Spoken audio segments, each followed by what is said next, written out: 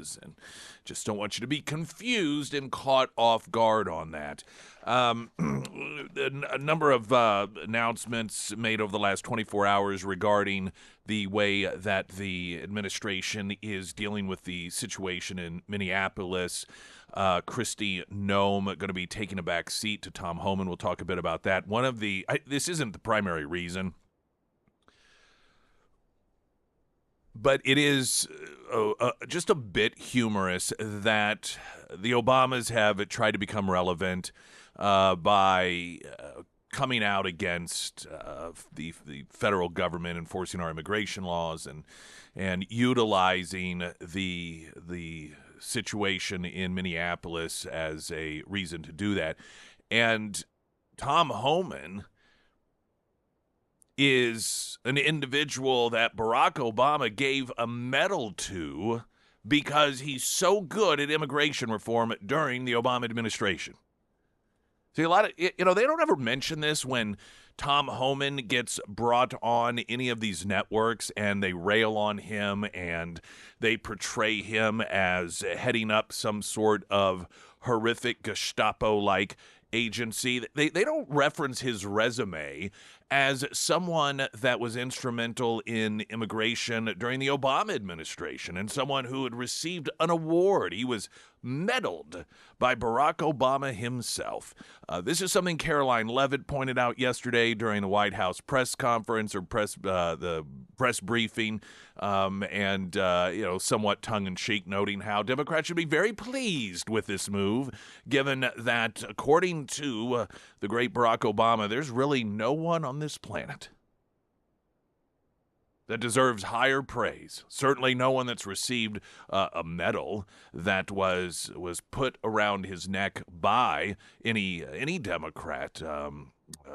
Obama, of course, Homan. There's no one that has ascended beyond that high praise. Now, you're not going to hear that, of course, but it is just a little bit humorous that not only are some of the deportation policies the same, and, of course, the Democrats and the media's reaction to it is different. But now even utilizing, as the administration has with Tom Homan being border czar, but in this arena, specifically in Minneapolis, now also using one of the same instrumental individuals that was used by a Democrat administration. Tim Walz had a phone conversation with Trump, and they are both saying that they're somewhat on the same page. At the same time, Tim Walz, just as this should happen, the Holocaust Museum just coming out and ripping on Tim Walz for having the depraved audacity to compare what it is that Jewish people went through under the socialist regime in Germany, the Nazis, and Anne Frank, comparing Anne Frank to children in Minneapolis. Just a horrific comparison for a number of reasons. And the Holocaust Museum has rightfully so and needed to come out and just rip him 3 ways from Thursday on that. And so we'll get you updated on that as well. So we've got quite a bit. The Pyramid Roofing Company talk and text line is 417 KSGF. And if you have the app, it's real simple. You just tap on the send a text to the studio, and you don't even have to remember the number. So it's pretty easy there. Latest news update.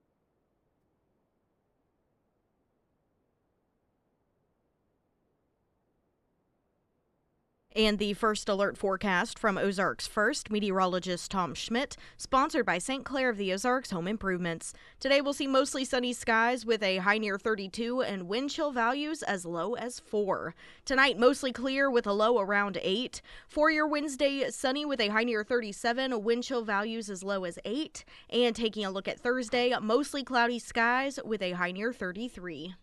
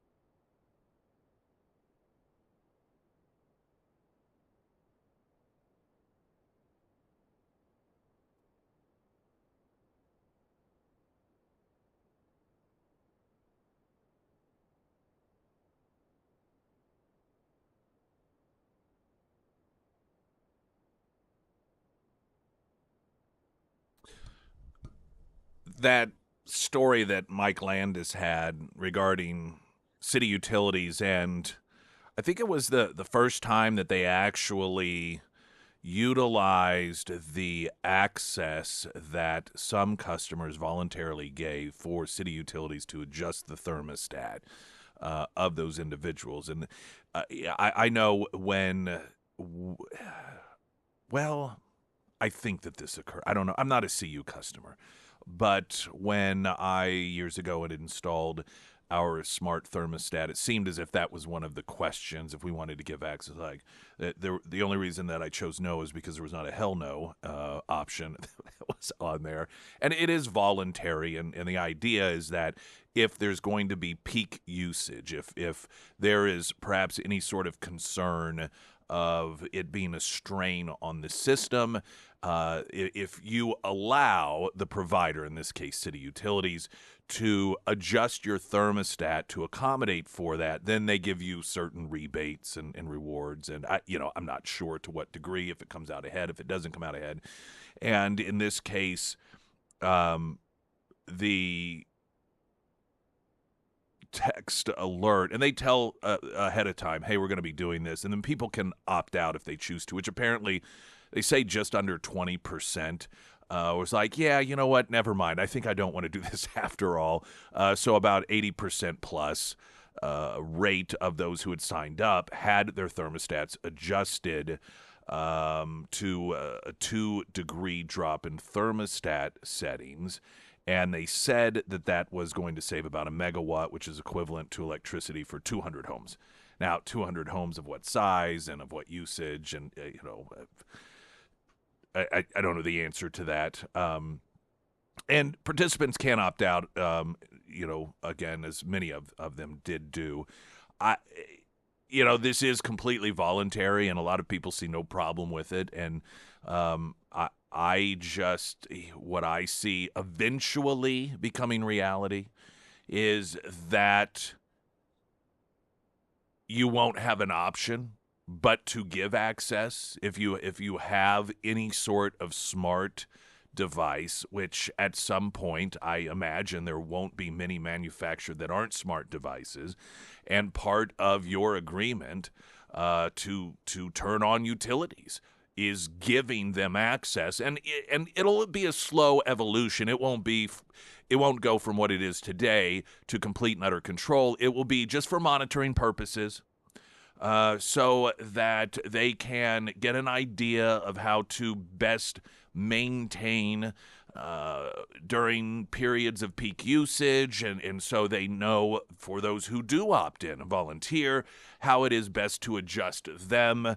And the only way to really know that is to have a good idea of how everyone is using it. But it'll be just informational only, no way to control it. Well, then that'll slowly evolve into, well, at some point, if there's some sort of national emergency, but odds are that'll never happen, so you don't have to worry about it. But again, you have to opt in if you want to use the utility. And then that'll eventually, what'll happen is the emergency definition that was initially sold as a once-in-a-lifetime, probably will never happen in your lifetime, will suddenly be anytime it's really hot or really cold, be it the emergency of global warming or the infrastructure situation.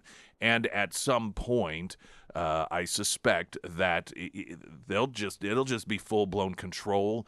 You'll probably have people, I'm just looking at headlines down the road, that will get arrested and go to jail because they will tamper with their device so that they can override whatever it is that the government run or assisted or joint venture, whether it's even private entities, I'm sure, that offer the utilities government will have some control over them and force their hand on the issue. But, I can see, much like a person who fiddles with a catalytic converter or fiddles with their anything on a vehicle that is supposed to deal with omissions. You can go to prison for that. And that day will come. I absolutely know that day will come, and we will have no say over how it is that we control the temperatures in our own homes. And of course, they'll tell us, you can get waivers. Well, if you have health issues, you can go down to the government local office and you bring 3 different doctor notifications that you have to have this, and it'll go through a review process. And of course, if it gets denied, you have the right to appeal. I mean, we know how this stuff works. I mean, am I wrong? Is this not exactly how this is going to play out one day? I mean, you nailed it. 100%. Yeah. It's just a matter of at what point. So I'm one of those that, even though we're clearly not there and it is voluntary, I'm like, nope, I don't think that's what I'm going to be doing today.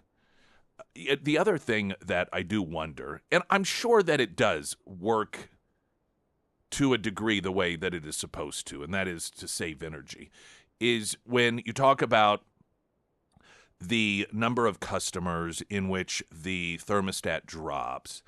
And then when it goes back up, that obviously takes a little more energy than just maintaining that temperature. So if a person has their thermostat set at 70 and it's just maintaining at 70, but then the override drops it to 68, well, once that goes away, then you've got to regain that additional 2 degrees. And, how much of that is in the equation when we talk about this is how, when they talk about the 1 megawatt, does that incorporate that? Or is that just the amount of power that is saved without taking that component of those homes catching back up to where they were? Obviously, it still comes out ahead to some degree, because I don't know why else they would bother to do it. But I just don't know if those numbers are incorporated in it. All I know is I'm not signed up for it, and but I'm not a CU customer either. Do you have this as an option? Do you have a smart device, or are you old-fashioned? No, I don't have a smart device. You keep it all authentic with your farm home? Yes. Yeah, no, I don't even know if this is available. I'm with a co-op, so I don't know. Yeah. By the way, and this will lead into the next subject matter here, Al Gore's Inconvenient Truth turns 20. And guess what? Guess what the inconvenient truth is? that these predictions did not come true, as virtually every other prediction regarding the cataclysmic climate change. And if we don't do this now, then these horrible things are going to happen. And the inconvenient truth about Al Gore's inconvenient truth is that these things did not come to pass. Now, you can only imagine if 20 years ago some conservative elected official had some sort of movie that made all of these dire predictions about things that were going to occur, and if none of them came true, you'd be hearing all about the 20th anniversary of that. You're probably not going to hear a great deal about Inconvenient Truth turning 20. Unless, there may be some network that notes it, and they will figure out ways to validate it, to make it still seem like it's something that is scientifically sound.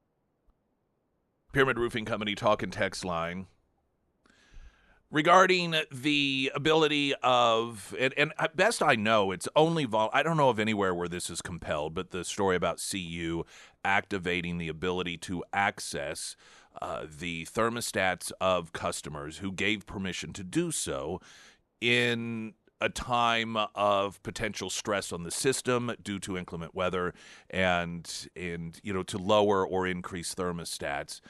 And a text coming in saying, my first thought was, I'll go ahead and sign up for this. If I'm cold, I'll put a small fan directed right at the thermostat to lower the thermostat's reading, and then I get the rebates and I get a warmer house. I'm really going to game the system there. That's one way to do it. I don't know what, and I don't again know what rewards. I don't know what sort. I don't know how what all that looks like. And if they come up with systems that direct air movement at a high speed, or detect rather, I have a workaround. Grab a frozen pack, grab a small table, and put it close enough so it changes the temperature of the thermostat, thinking it's lower when it is not. Yeah? You could do that. Always keep a bag of frozen peas standing by just in case. You know that there are people that'll do stuff like that. Well, once it gets to the point it's compelled, I suspect we will see a lot of that sort of thing going on. Al Gore's Inconvenient Truth turning 20. And critics say biggest disaster is its failed predictions. Well, at least it's consistent with every other major disaster prediction that the left has made, I know certainly in my lifetime and well before I was born, regarding the environment. I mean, have any of their... I'm talking to the big, because they like the big scary ones. Big scary ones. Sea levels are going to rise to the point that the East Coast is going to disappear. I remember years ago when they said by the year, I forgot, like 2015 or 2010, it was a piece, it may have been it was over in the UK, and it was encouraging parents to take their kids out to play in snow because in 10 years, Europe would never see snow again because of global warming. The glaciers were all going to melt. Whales were going to go extinct. I mean, you just go down the list of these. They weren't even predictions; they were guarantees.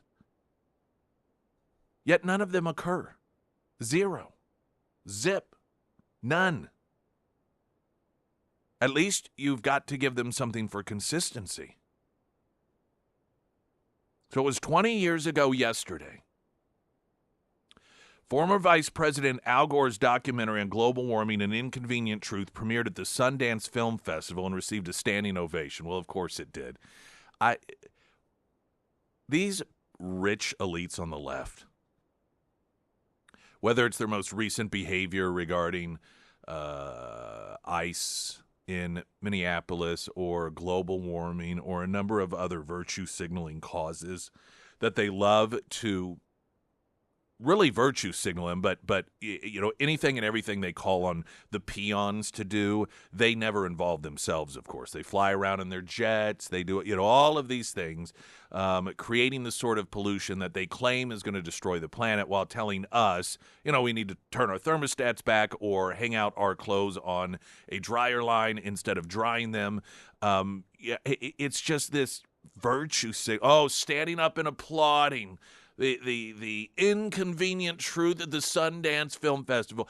And how many of those people flew to that event on their private jets? I mean, probably all of them. Or they hopped a ride. That is their contribution to helping save the earth. Instead of taking their own private jet, they hopped a ride on someone else's.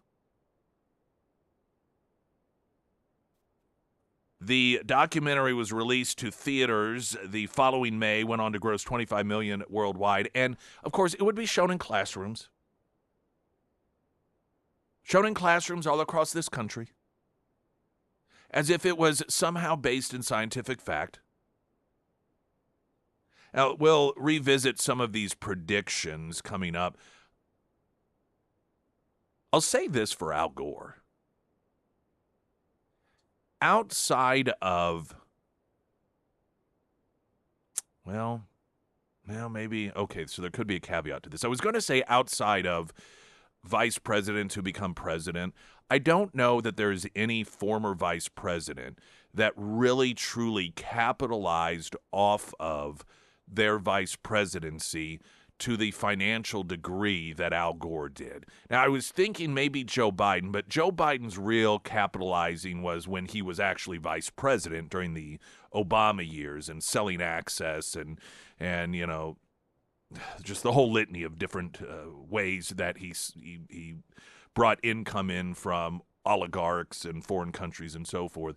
But yeah, I'm thinking of all, and I don't know that there's a past vice president, particularly one that is lacking to a greater degree charisma than any other modern vice president. Mike Pence was more charismatic than Al Gore. But, man, that guy really managed to scam the American people and the world out of tremendous amounts of money. There was an audit someone had done of his home in Tennessee in which he was there, I think, 2 weeks out of a year, and he kept his pool, among other things, he kept his pool heated all year long, even though he was only there a couple times a week and may never have even used the swimming pool. And it was enough power to power like 5 homes for a month or so. I forget what the breakdown was, but it was just one of the many illustration of what scam artists these people are. And again, it's particularly on the left. Not that you don't have people politically otherwise that are scam artists, but people on the left are easily scammed because they're promised easy solutions to things, and that is the source of so many scams. Easy money, easy solutions. Oh, here's this big problem. Oh, I have an easy answer for it. And virtually all scams are based in that to some degree, right? Usually it's just getting money out of you. I'm a Nigerian prince, and I got all this money on a bank account. All I need is the ability to transfer it somewhere. Or somebody in the parking lot. Oh, my family's traveling through from Tulsa, and we just need some cash in order to, put some gas in the car, and we're here visiting somebody in the hospital. It's all about, just, I can solve this problem very easily or make this very easy step in order to get a lot of money, or if I give a little money, I can change the world. And that's why it's so easy, these scams on the left.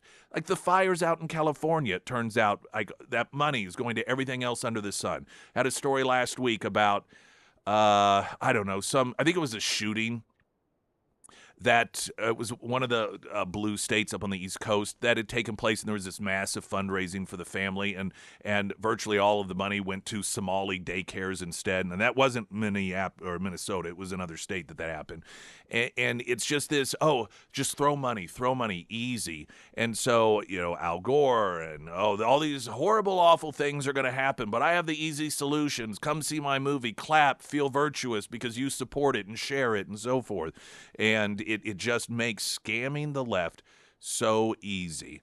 The predictions, it did not come true, at least some of them coming up on Al Gore's yesterday 20th anniversary of his Inconvenient Truth.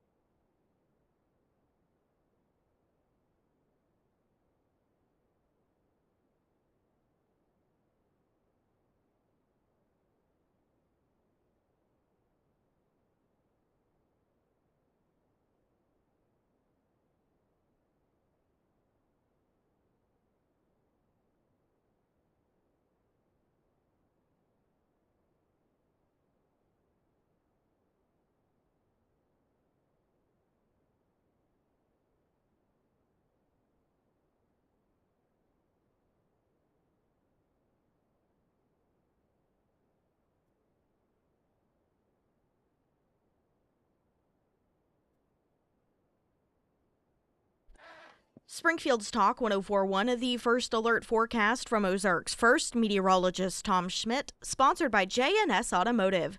Today we'll see mostly sunny skies with a high near 32 and wind chill values as low as 4. Tonight mostly clear with a low around 8. For your Wednesday, sunny with a high near 37 but wind chill values as low as 8. And taking a look at Thursday, mostly cloudy with a high near 33.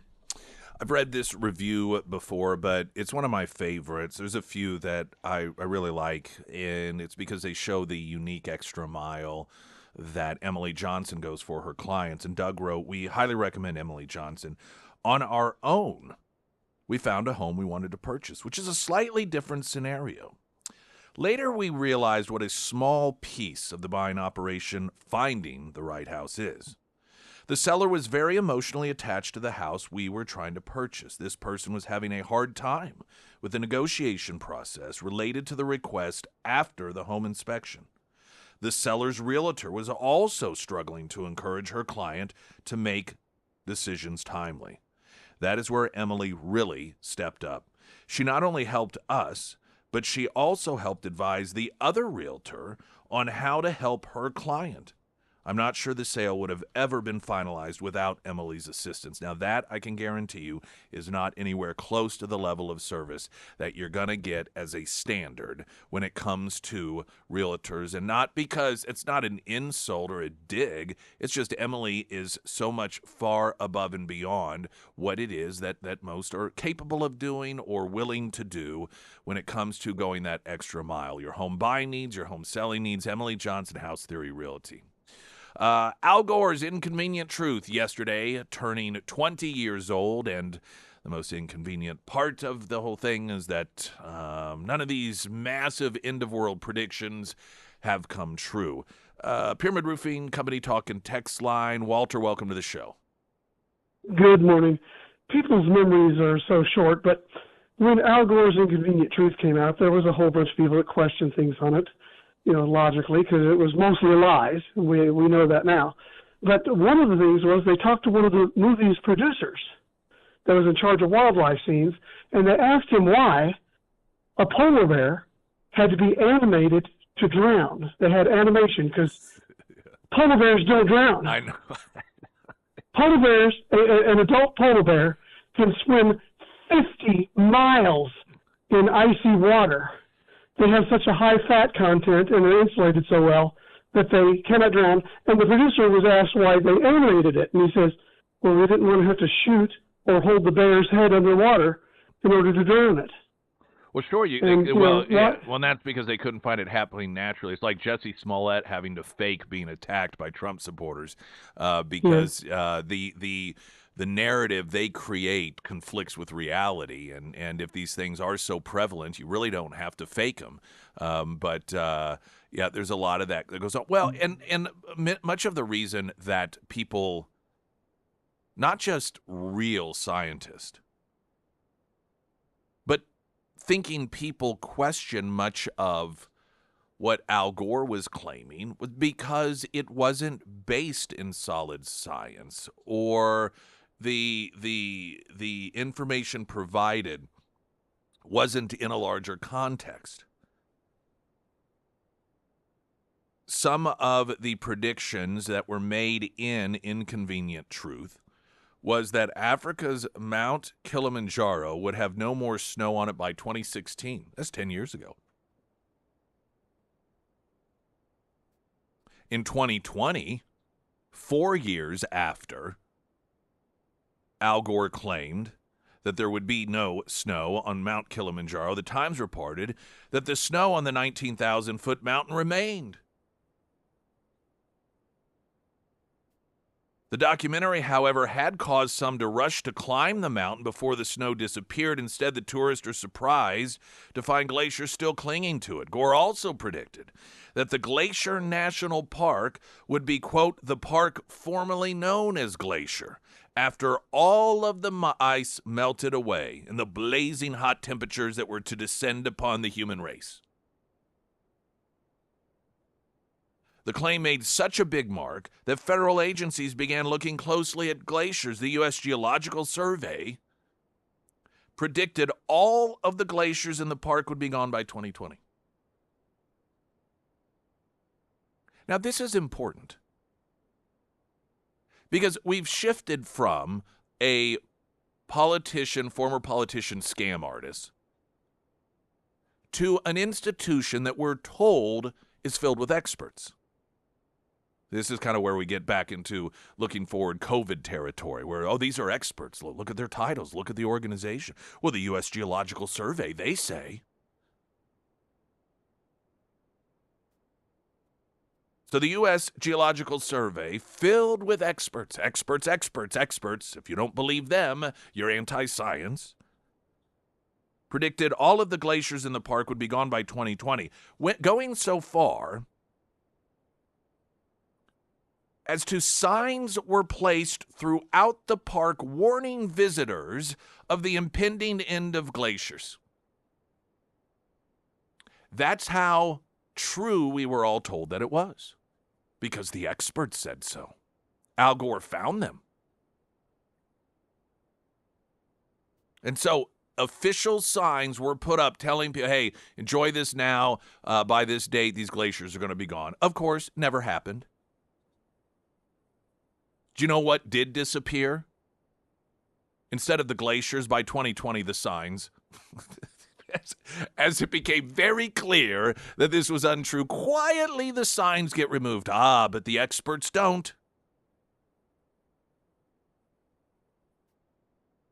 Since Gore's film was released, it was actually given a sequel in 2017, many people don't recall,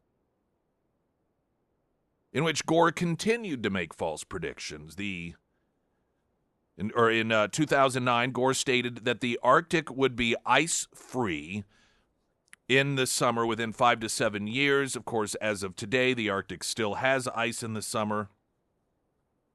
He also said that there's been multiple studies on Arctic ice, and while some predicted the ice-free Arctic, others find the ice extent in the region recedes or grows as a result of natural variability, which, of course, is natural. Predictions of cataclysmic stemming from climate change, cataclysm stemming from climate change regularly gets reported in the media, of course, and we know this. But there's little reporting when the predictions fail. For example, and this is, by the way, this is a piece in Just the News with John Solomon. In 2020, NBC was one of the many outlets reporting that California and the American West were in the midst of a mega drought, which was the worst the region had seen in over 1,000 years. This was the foreseeable future. This is what they'd been predicting. Droughts everywhere, people dying of thirst. Yet earlier this month, NBC reported that California's drought-free for the first time in 25 years. The article makes no mention of the previously predicted mega drought, nor does it mention climate change at all. Just the News notes that though it had no scientific basis, there was a widespread belief that global warming would cause the human race to go extinct. A 2017 survey found that 40% of Americans believed that there is a 50% chance that we are all going to be wiped out because of these predictions. In fact, the number of people killed by natural disasters has never been lower in recorded history, ever. People appear more likely to be influenced by Congresswoman Ocasio-Cortez than the scientific data on deaths from climate-related natural disasters. Just the News noting that her statement that the world would end in 12 years was actually a misreading of a special report by the Intergovernmental Panel on Climate Change, which predicted that the world would need to cut its carbon dioxide emissions by 40 to 50% by 2030. And eliminate them entirely by 2050 to keep temperatures from rising more than 1.5 degrees Celsius above levels they were at before human beings began burning fossil fuels. The problem with her claim is that there is nothing in the report that predicts disaster after crossing that threshold. In fact, some experts say that we've already done that. The report estimates that under the worst-case scenario, in their prediction, the global GDP loses about 2.6%, but it would still be about 10 times larger than it is today. But people didn't read the report. They just heard Ocasio-Cortez falsely claiming that it called for the end of humanity as we know it. I don't know that there are as many ongoing scams that have been on such a wide scale that have been proven to be false consistently over and over and over again that still gets utilized.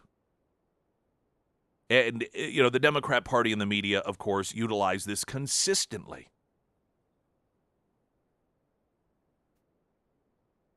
Before my time, it was, global freezing. I think that was in the 70s. if I remember correctly. In fact, there was a whole cover of Time magazine with the globe frozen over, and that was the big warning. I know in my time there were numerous different threats, and then they do these surveys. Well, children, certain percentage of children are worried. They stay up at night because even they're concerned about the environment and the things we're doing. They're concerned because you tell them that they're going to die if their parents don't stop driving SUVs. Yeah. You tell kids over and over again that the planet is dying, and you show them sad pictures of, the Walter earlier calling in talking about the manipulation of imagery of the polar bear in Inconvenient Truth. And sometimes you still see these. They're not as prevalent, but there was a period of time where you'd get some of these scams looking to collect money, and they'd have these ads on TV, and there'd be that chunk of ice and a polar bear, on it. And you're like, oh my gosh, that poor polar bear, it's just stranded. They swim. They swim great distances. This is what they do. They're polar bears. But you utilize imagery that is misleading, and then you scare people into believing that they can do so. All they have to do is support this political party. All they have to do is support this initiative. All they have to do is, write a check for a certain amount of money, and that is going to make the climate of the planet completely halt in its tracks. Apparently, that is supposed to be a good thing, although no planet with atmospheres that we observe from afar have a completely steady climate. When you have atmospheres, climates do change. They go through cycles. That is actual science. And the scam is convincing people that that's not what that is, that climate should never, ever, ever change. It should be constant from the beginning of time till the end, and that the reason it is changing is because man is causing it to change, and we can stop it from doing so. And that isn't to say that human beings don't have some sort of impact on our planet, or perhaps even to some degree on climate. I mean, that is science.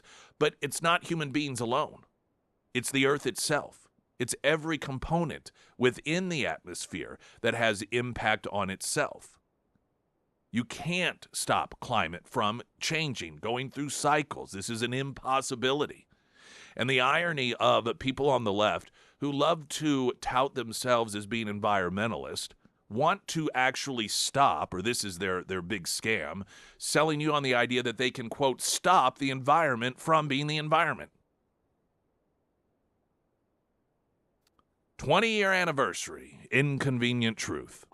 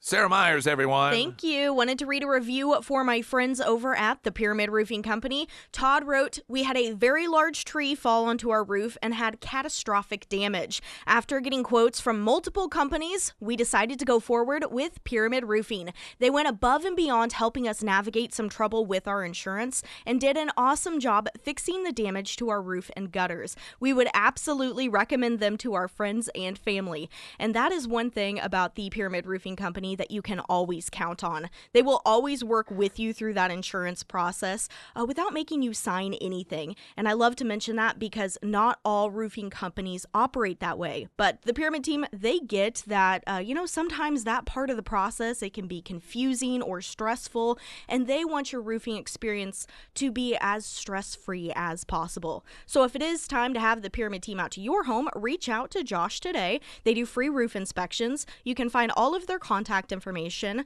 at pyramidroofingmo.com or under the Sarah's Endorsements tab at ksgf.com.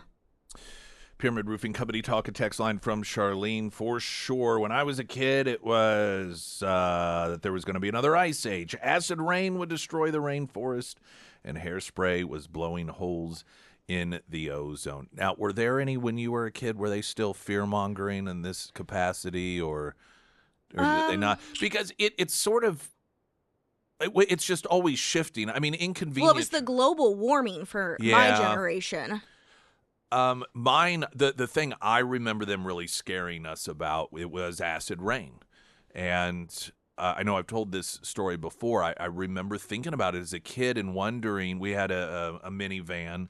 Of course, my parents occupied the first two seats, my younger brother in the middle seat, and then I had the back seat. And, you're laying down as a kid, and when it rains, you hear the rain on the top of the van and thinking whether or not the metal roof of the van would be enough to stop, once the acid rain starts, the acid from coming in, and what we would do to protect ourselves. I mean, this is sort of crap they're terrorizing kids with. And then they, like I said, they'll do these surveys that show the percentage of elementary school kids that are worried about climate doom. Well, when you're telling them that stuff, yeah, of course.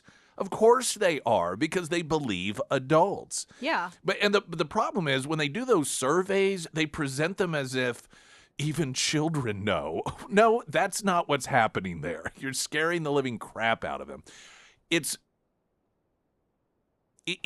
sort of a weird evolution, because it seems as if the last environmental disaster that was sold in a successful way across the country was that straws were impaling turtles in their noses, right? Mm-hmm. To where you had, even here in Springfield, you had banning straws. You had some cities banning straws or going to paper straws, all because of a picture of a turtle with a straw in its nose. That's a much different scare tactic than acid rain is going to eat through you and your family's flesh, and you're going to look like some sort of horror film with your flesh dripping off if you got caught in a rainstorm, or an ozone layer was going to open up and the sun was going to bake everyone. All of these large scale cataclysmic events that were going to kill you and your family and your pets, and it has eventually evolved down to, or devolved, I should say, to a turtle with a straw in his nose. One turtle with one straw. And then a kid that was, 9 years old. I remember talking about this at the time, because they kept citing this study. Well, a study shows this many straws. Like, who did this study? And it was some 8-year-old kid for a school project, and he called a local straw factory and got a hold of the receptionist and was like, "Do you know how many straws, this and that?" She's like, "I don't know, like 10,000. Okay, thanks." And that became the great scientific study that was used to rationalize banning straws everywhere. We really can be stupid. Well, and then there's Greta Thunberg as well. How dare you? For her, it wasn't even a prediction. It was just the scolding. And, of course, now she's just full-blown anti-Semite.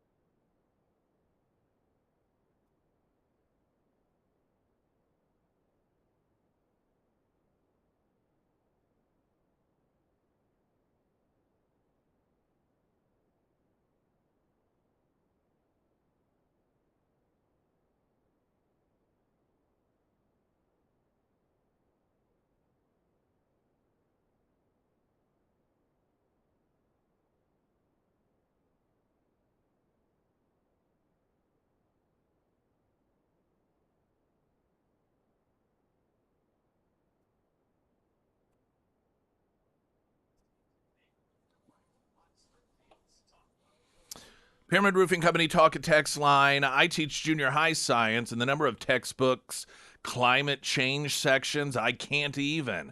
I tell my students that if they see the word settled science, it's best just to be wary because the whole point of science is to ask questions. See, there is hope. There are good people with scientific approaches teaching science in schools, at least in some capacity. You did remember as a kid, they I were did. scared. What the big fear factor that was sold to your generation. It was the farm animals, specifically the cows, were going to kill us. Yep. With the cow burps, the yep, cow farts. Yep, that's right. That's right. They've really had to get creative. And that was really scary because we live in rural America. Mm-hmm. Yeah, you drive by those cows, you don't know. I mean, they're just as bad as terrorists. Just sitting there watching They're you murdering us. chewing their cud, and they're just, watching you drive by, and they're like, yeah, you look at me. I am destroying your planet. The other ridiculous thing about the whole straw ban was that the whole point was we have to prevent straws from ending up in the noses of evidently cocaine-addicted turtles. The fact that you had to believe, particularly if you are in an area like Springfield, that we take our trash and drive it to the ocean and dump it there. That's not even what we do with our trash. It's like 90% of trash that ends up in the ocean comes from parts of Asia, not from the United States. And it's just one of those actions that if you take even the bare minimum of thought, you realize that it was total and complete nonsense, just like Inconvenient Truth.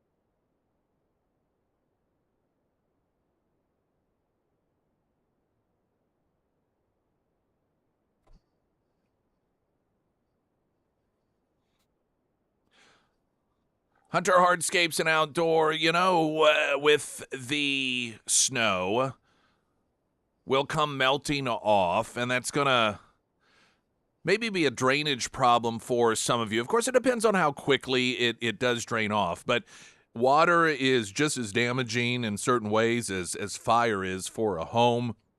And, it can really erode away at the structure and cause massive foundational issues, among others, and just your yard itself. And I mention this because this is one of the many areas that Hunter Hardscapes improves the overall quality and value of, be it your home or your business or any sort of structure. And I'm not talking about, guttering. We're talking about drainage away from the home. I know as part of our outdoor living space with the patio, there was a downspout where the patio would be, and so part of the drainage was going down underneath it and having a pop-up, if you will. I don't know exactly what it's called in the yard, but there's all different forms of drainage that can be developed, and it's just something maybe top of mind. If you notice when the snow melts away, you've got puddling, particularly near the house or any sort of other structure. Hunter Hardscapes and Outdoor can really save you a tremendous amount of financial heartache in the long run. You can find them under Nick's endorsements at ksgf.com. A couple of text messages, again, regarding environmental scare tactics. We were talking about this because yesterday was the 20th year premiere of Al Gore's Inconvenient Truth at Sundance Film Festival, in which a bunch of celebrities, of course, gave it a standing ovation and then got back on their private jets and flew wherever it was that they wanted to, because they can, of course. And we were going through just the different generations of fear tactics, and for me, acid rain, that was the real, a hole in the ozone layer and acid rain were the two that they really utilized against us. And let's see. So one of the text messages came in, said, I read Barba Pappas Ark in 3rd grade, and I'm still scared. It pops into my memories to this day. Animals dying from pollution, dogs wearing goggles and gas masks. In the illustration, I need therapy.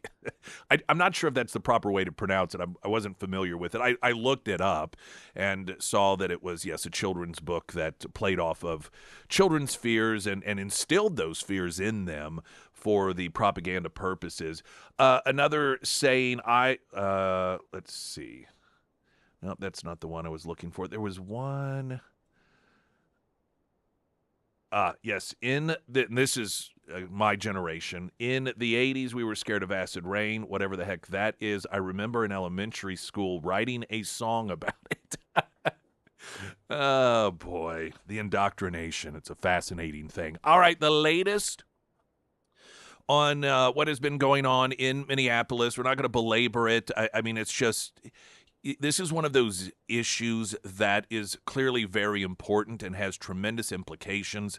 It is something that the left is definitely using as part of a propaganda war against the country, and that can have very serious implications. And they, of course, through their recruitment and encouragement of their followers and supporters to physically fight, and or attack with law enforcement, has resulted in a couple of deaths. This is all purposeful. This is something for months I've been telling you that they were going to do, and they will continue to do it. And not because I'm brilliant, but this is a tactic that has been used by organizations or ideological groups that aren't in control but desperately want to be in control. And when they don't have the ability through a democratic process of winning elections on issues, they turn to these sort of tactics. And this is all very predictable, which is how I've been able to predict these things as they have played out well in advance, as have others. And so we'll get you updated on the latest. But like I said, it is extremely important, so it isn't something that you can just ignore. But at the same time, when everybody's talking about it 24 hours a day, you're like, okay, let's maybe just touch on it, maybe hit some highlights, different perspectives, and then touch on some of the other things that are important that are also going on. Right now, the latest news.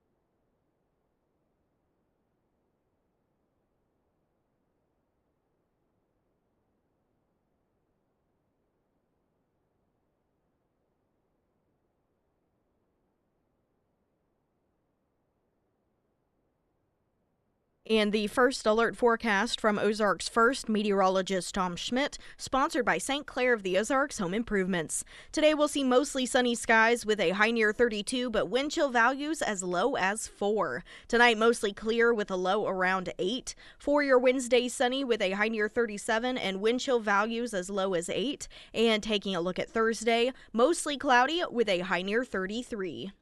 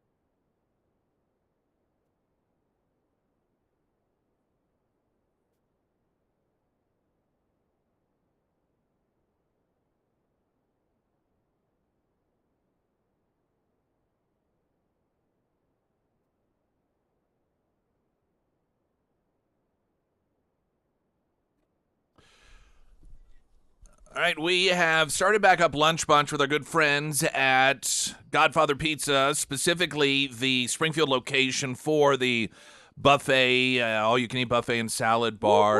Yeah, we've done a number. I mean, we partner with them. They're just great people, and I'm mostly familiar with the folks over there at the Springfield location. Of course, know the owner, and he's got the Ozark Battlefield, Nixon, and Springfield locations are his.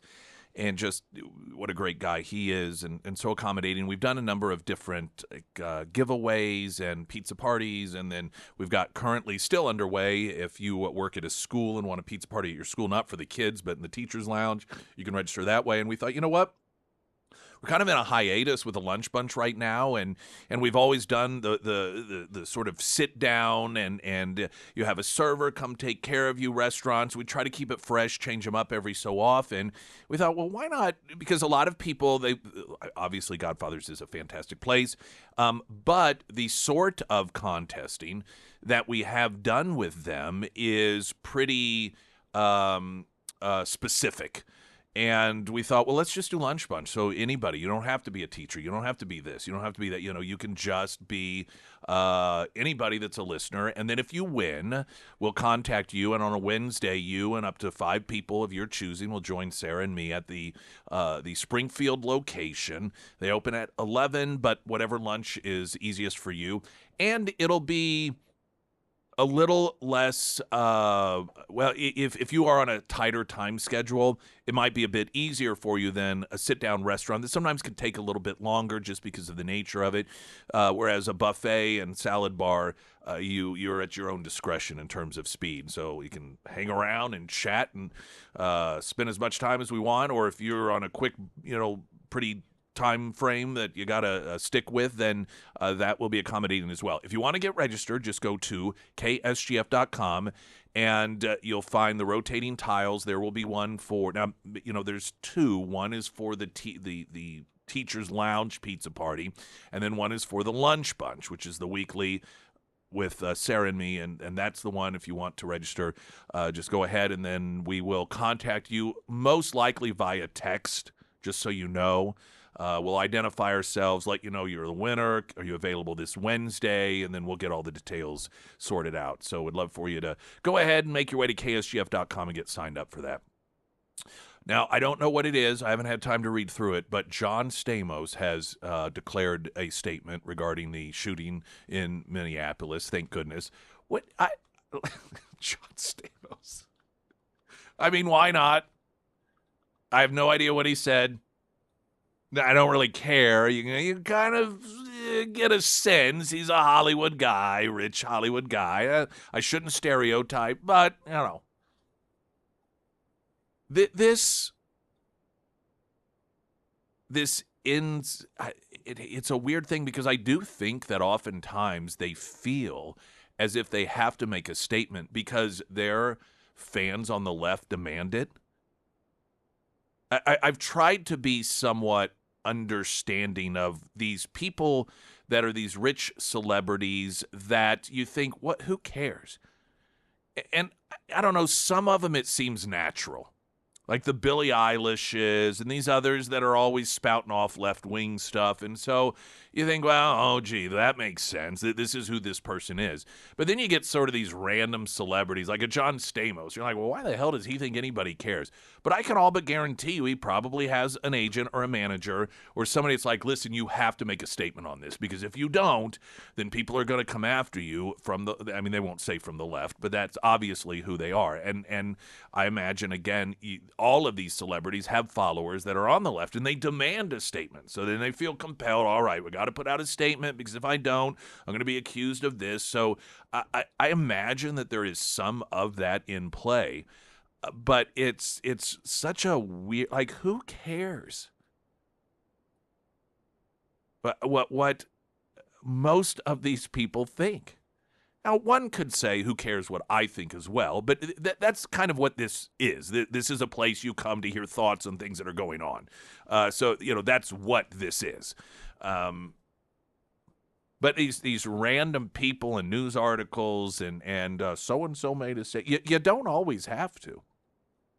The Missouri Nurses Association made a statement, and it's not awful. It reads the Missouri Nurse. I'm not going to read all of it because it's quite lengthy. The Missouri Nurses Association, known as MONA, expresses profound sorrow following the tragic death of Alex Jeffrey Preddy, RN, a 37-year-old registered nurse in Minneapolis. Preddy was fatally shot by federal law enforcement officers on January 24th, 26th during a federal immigration enforcement operation in that city. For 24 consecutive years, nurses have been recognized as the most trusted. And, it just goes into talking about nurses. And it does say, the circumstances surrounding Mr. Preddy's death have sparked deep concern and public outcry. The Missouri Nurses Association stands with the American Nurse Association and the broader nursing community in calling for a thorough, independent, transparent investigation into the events that led to Mr. Preddy's death. We urge that the findings be made available promptly and that all relevant circumstances be respectfully disclosed to the Preddy family and the public. I mean, I think that's reasonable.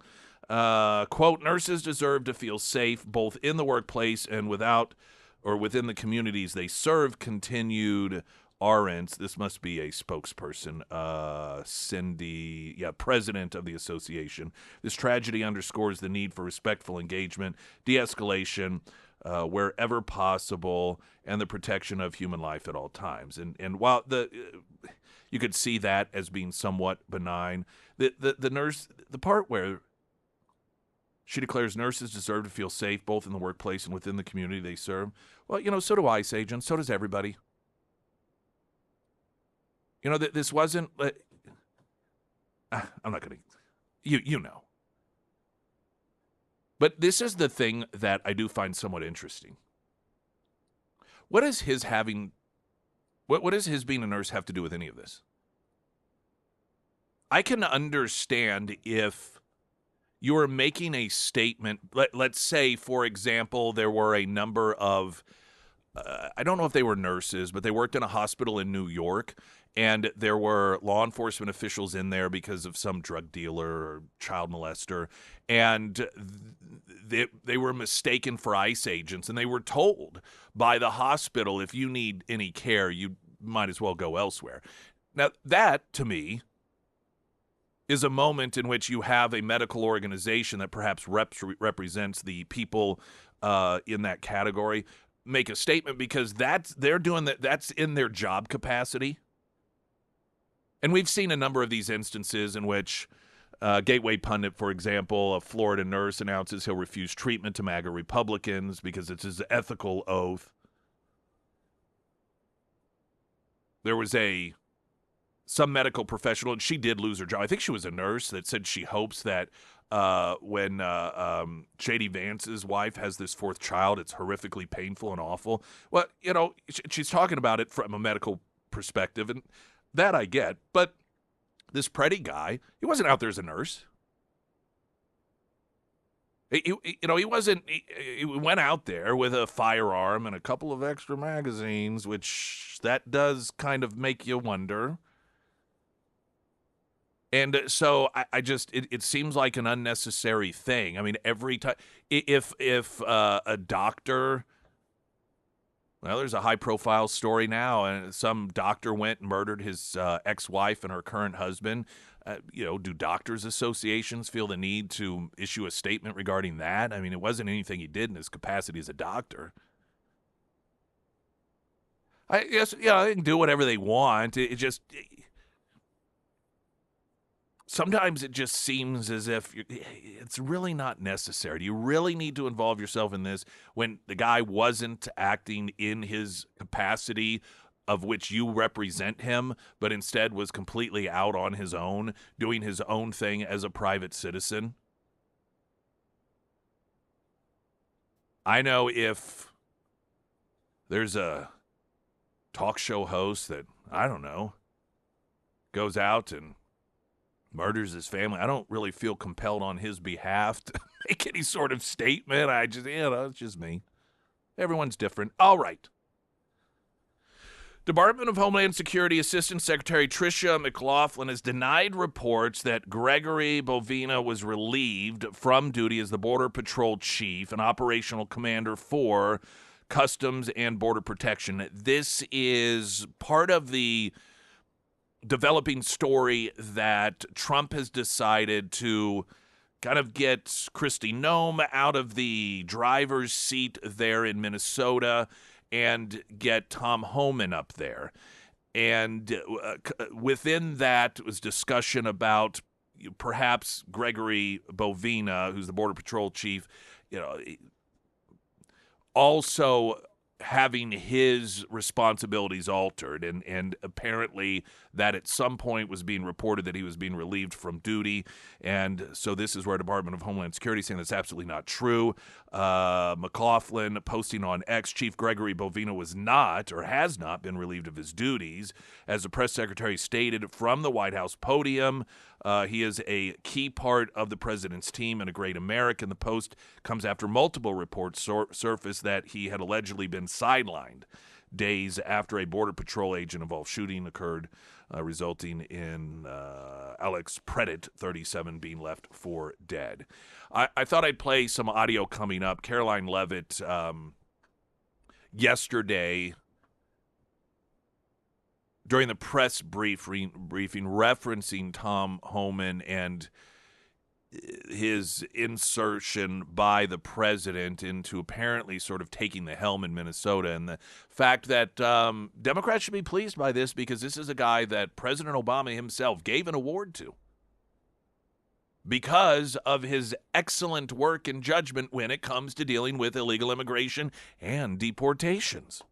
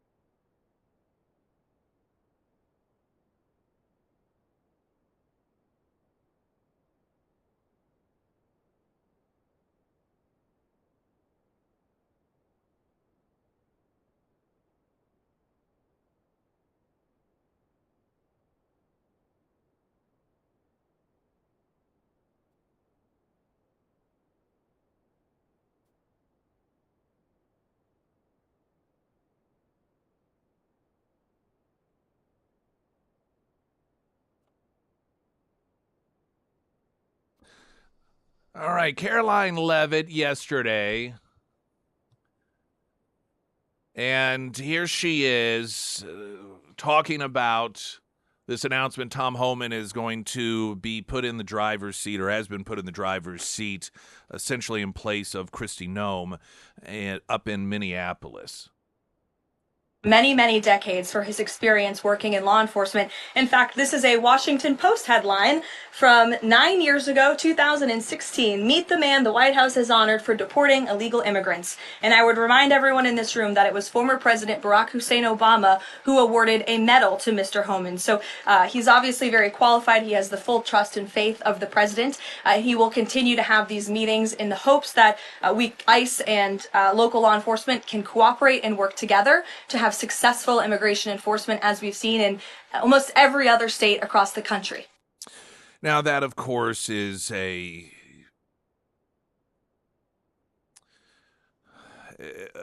shining the spotlight on some of the hypocrisy of the left. And again, when it comes to deportations, something previous administrations have done, separating families. The left continues to say, well, yeah, but how come when they did it, there wasn't violence? Yeah, no, that's a good question. Why is that? That's not a question that is focused on ICE or federal agents. That is a question focused on the Democrat mayors and governors, or governor specifically, Tim Walz, of the problem area. Because ICE isn't doing anything differently. Border security is not doing anything. Deportations are something that have occurred through previous administrations. But yes, this time is different. But it's because one side is doing something differently. Regarding what it is that is expected of Democrats by the Trump administration, that also referenced yesterday by Caroline Levitt. Democrat leaders in Minnesota with sanctuary city policies have actively defied federal immigration law and the will of the people. And as a result of that defiance, 2 Minnesotans have now tragically lost their lives on the streets of Tim Walz's state. It is President Trump's hope and wish and demand for the resistance and chaos to end today. That's why President Trump spoke with Governor Walz directly this morning, and he has outlined a clear and simple path to restoring law and order in Minnesota. Number 1, Governor Walz, Mayor Fry, and all Democrat leaders should turn over all criminal illegal aliens currently incarcerated in their prisons and jails to federal authorities, along with any illegal aliens with active warrants or known criminal histories for immediate deportation. Number 2, state and local law enforcement must agree to turn over all illegal aliens who are arrested by local police. And then thirdly, local police must assist federal law enforcement in apprehending and detaining illegal aliens who are wanted for crimes, especially violent crimes. If Governor Walz and Mayor Fry implement these common sense cooperative measures that I will add have already been implemented in nearly every single other state across the country, Customs and Border Patrol will not be needed to support ICE on the ground in Minnesota. ICE and local law enforcement can peacefully work together, as they are effectively doing in so many other states and jurisdictions. Now, I'm sure part of the point that she is making here in bullet pointing what it is the White House is looking for is to bring some clarity to what is actually happening. Because if you listen to what she is noting the requirement is, or the request from the Trump administration, how can anyone be opposed to it? It is to turn over the violent criminals, to stop protecting them. The left claims that their whole problem with all of this is that the Trump administration is not going after the violent criminals. And the Trump administration's like, you want this to stop? Just give them to us.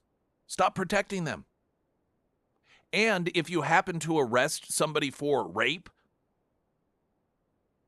and it turns out that they're in the country illegally, you need to turn them over to us. Stop releasing them back into the neighborhoods. This is how radical the Democrats have become. That somehow this is a point of contention. Now, unfortunately, the media won't do the proper job of highlighting and focusing on this. But if people understood the truth, this would really shift the narrative away from this false premise that this is all about peaceful illegals and this isn't about criminals, because what this three little bullet points here are all about violent criminals, saying this is all we want. You want us gone? Okay, that's cool. So we want to be gone too. You just got to give us the rapists and the child molesters and the wife beaters and the drug traffickers. Give us those people. What does it tell us about the people of Minnesota that are rallying against ICE, that they are unwilling to do that? Latest traffic update, I'm Nick Reed.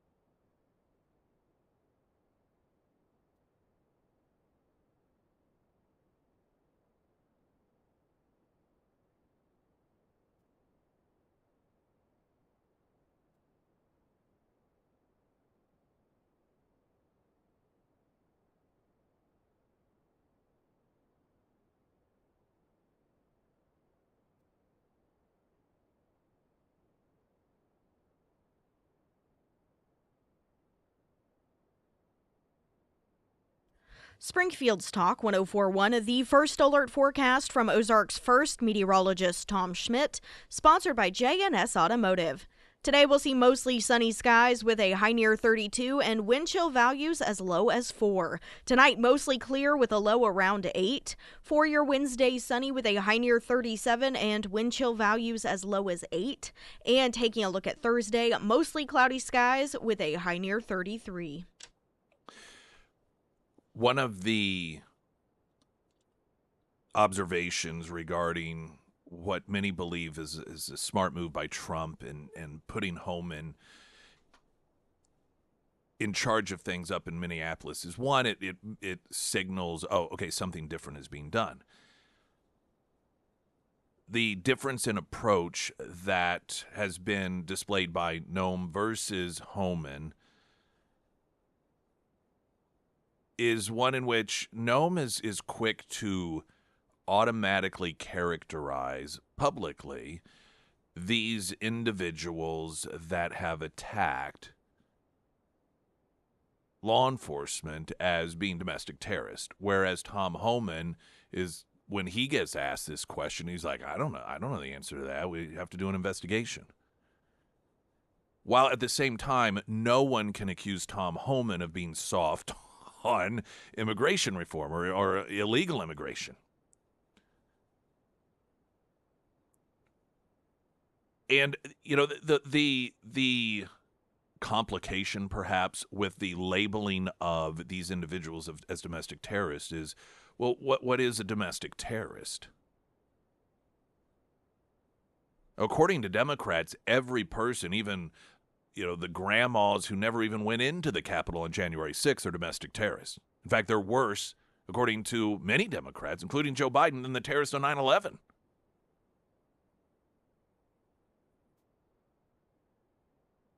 And they never really were forced to define that. What makes someone a domestic terrorist?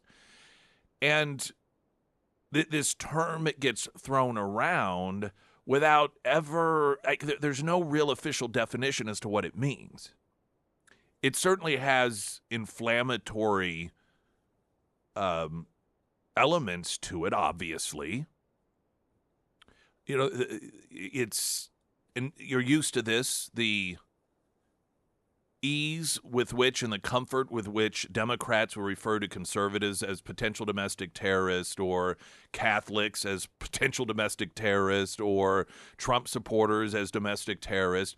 But the moment an individual that actually tries to do harm to law enforcement as a left-winger gets referenced a domestic terrorist because of an actual act, not a belief, but an act, well, that is beyond the pale. She's a poet. She's just a poet. So in the overall, you just have to, I think, forgive some of us the lack of empathy when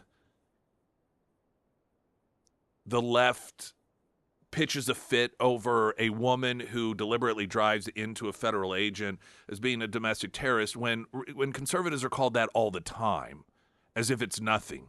Along with being called Hitler and Nazis and Gestapo and fascists, which, this is just the deviant nature of the left. They are allowed to call people that they disagree with every name under the book. Waltz himself, calling ICE agents Gestapo.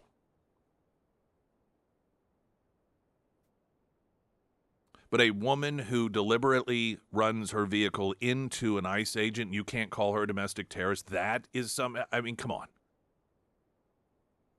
Now, to me, a domestic terrorist is someone who wants a group or a government or any institution to change its behavior, and so they instill fear or terror into them to get them to change that behavior.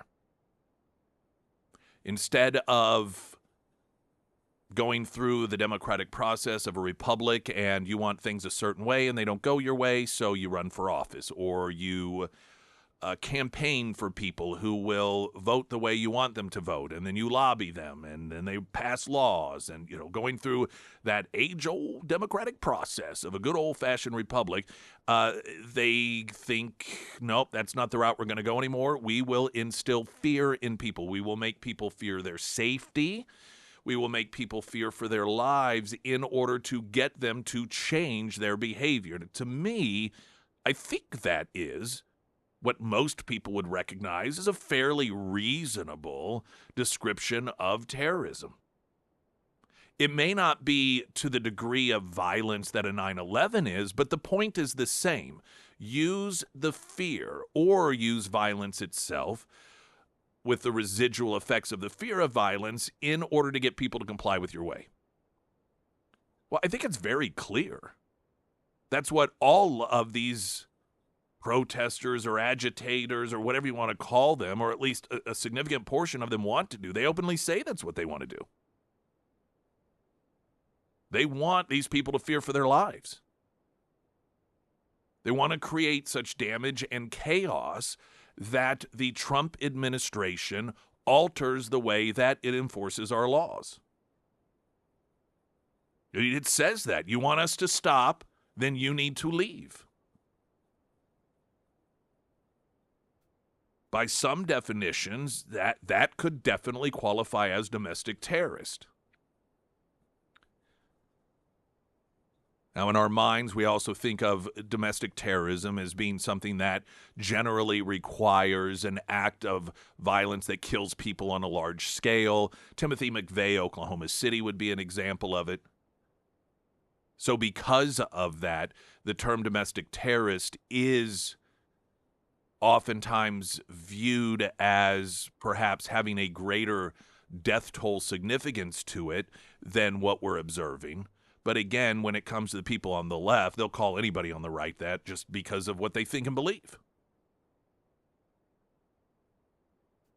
So it's somewhat interesting to have these debates and conversations about who is and who isn't a domestic terrorist when there really isn't ever any discussion as to, well, what do you consider domestic terrorist? I think that's a fair question to ask anytime, whether it's Kristi Noem or Tim Walz.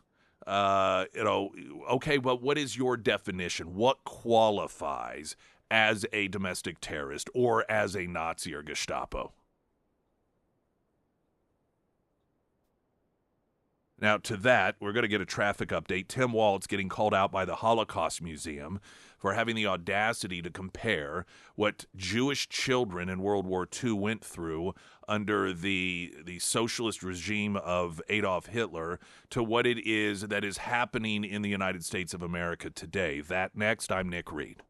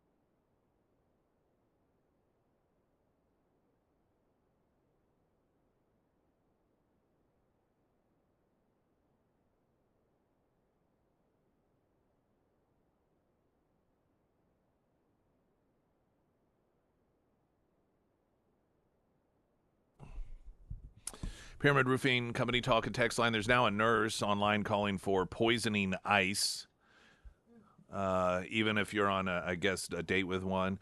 Now, will the nurse associations address this? As we were talking earlier about some of these and the Missouri Nurse Association being one of them, issuing this long, lengthy issue on the latest killing and the individual who was also a nurse, but he wasn't acting in a nursing capacity, and the decision anyhow to address it because he was a nurse, though not acting in the capacity. And so I did ask the question about some of these nursing organizations that feel the need to address his death. Will they also address when a nurse does something like this? And if the answer is no, why not? And I'm not saying that's necessarily an easy black and white answer, but I think it's if I were part of an organization that represented nurses and I made the decision we're going to make a public statement about something that a nurse did or that happened to a nurse, a shooting, when that individual wasn't even on duty, wasn't acting in a nursing capacity, why not then other people who are nurses that make it in the news or that do something like, encourage people to murder ICE agents? And if I'm running an organization, I'm going to force myself to not only think about that, but to come up with an answer. Tim Walz got called out by the Holocaust Museum, and this is absolutely 100% necessary. So Walz compared ICE activists or activities in his state to the Holocaust, saying, quote, "We've got children in Minnesota hiding in their houses, afraid to go outside. Many of us grew up reading the story of Anne Frank. Somebody is going to write that children's story about Minnesota, and there's one person who can end this now." Now, first off, he could actually be he could be correct in this. I could see some left-winger writing a children's book about this and trying to compare it to what Anne Frank went to in order to further demonize, starting at a very early age, much like they do in the Middle East about the Jews. They start very early demonizing an entire segment of the population. So I could see that happening, and I think it's pretty impressive that Tim Walz would acknowledge that presumably somebody that sees things the same way that he does would write something like that. It's an appalling comparison. And the U.S. Holocaust Museum has called him out for it, noting, quote, "Anne Frank was targeted and murdered solely because she was Jewish. Leaders making false equivalencies to her experience for political purposes is never acceptable. Despite tensions in Minneapolis, exploiting the Holocaust is deeply offensive, especially as anti-Semitism surges."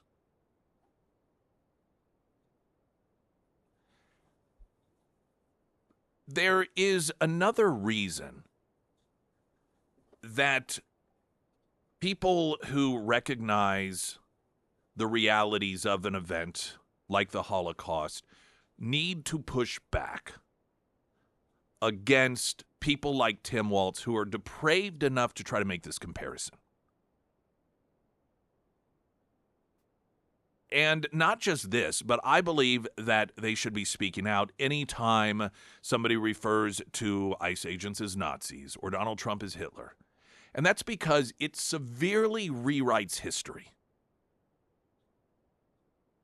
Anyone who has even a very basic knowledge of history knows that it is immoral and deplorable to compare what people went through under the socialist regime of Adolf Hitler, specifically the Jews, to anything that is going on in the United States today.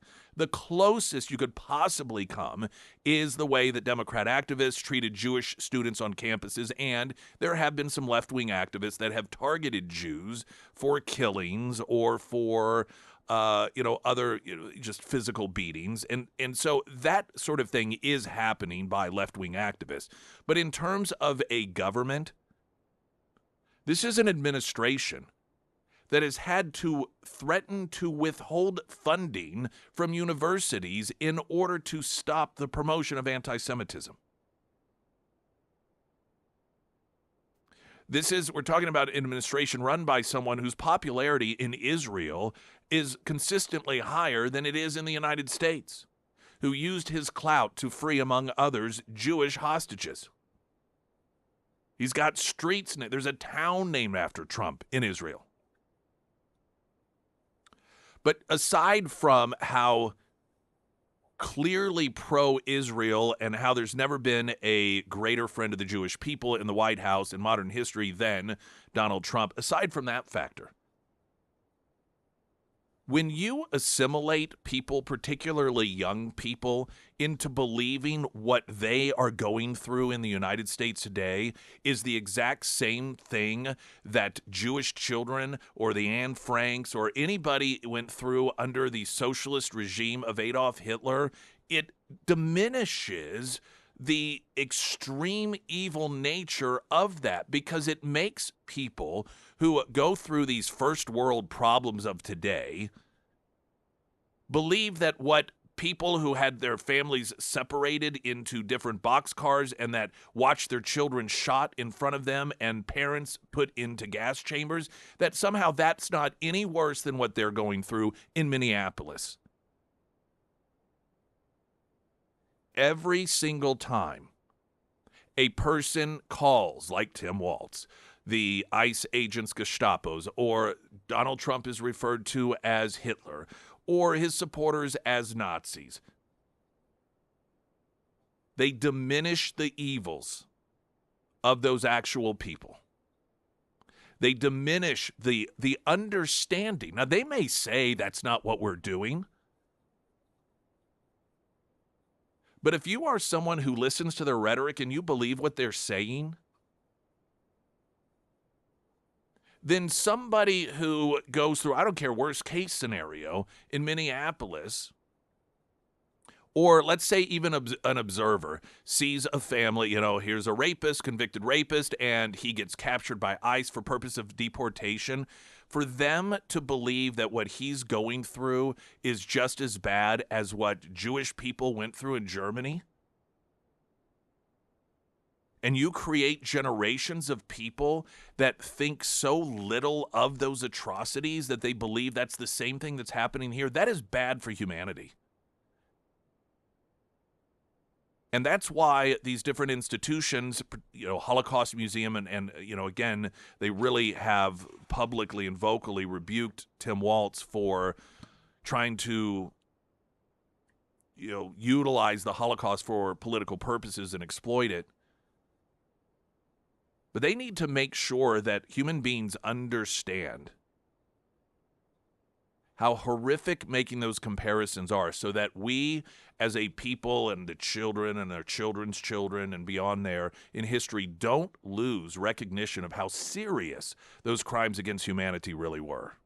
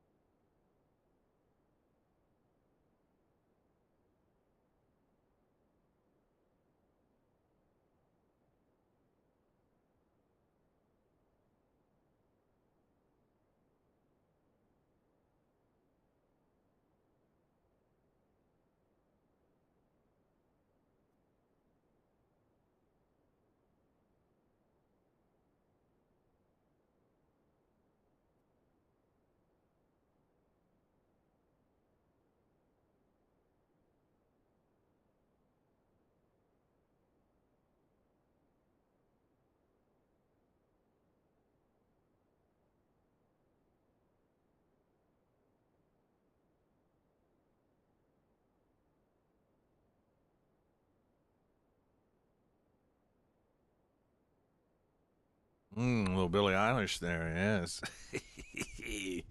All right, a couple text messages regarding the Missouri Nurses Association. We were earlier reading partially from an official release they had regarding the killing in of that protester, or whatever you want to call him, up in Minnesota, who also happened to be a nurse.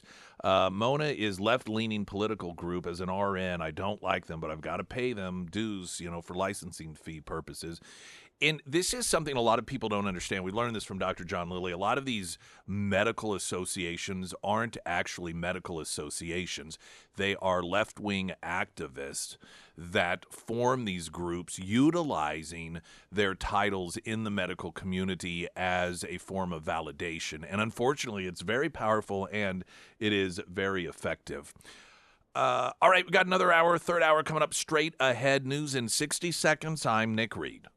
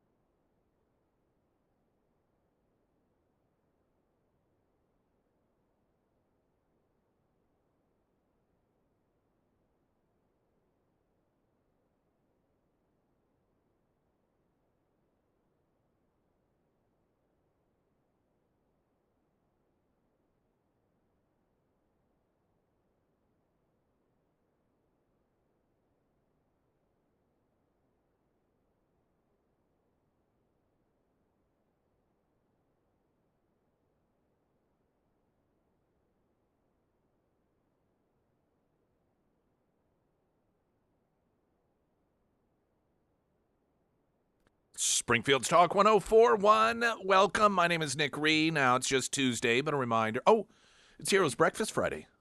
That's right. Yeah. How could I almost forget? Friday at Scramblers, Heroes Breakfast. If you're a veteran, come out, get free breakfast. Thanks to Air Services, Heating, Cooling, Plumbing, Electrical, Delta Roofing, The Warrior's Journey, and Scramblers all chipping in, as some of you did also in the past. We did a fundraiser at one point, and it was with the generosity St. George's Donuts there on National, and raised a little money to help supplement it as well. And so that'll be this Friday from 6 to 9 at Scramblers for veterans, a free breakfast. I think, it should be a berry day. Right, Pinnaker Honda? Boy, that's just an award-winning Friday. It is going to be an award-winning Friday right now at Pinnaker Honda. 2026 Honda Civic Sedan LX lease for $199.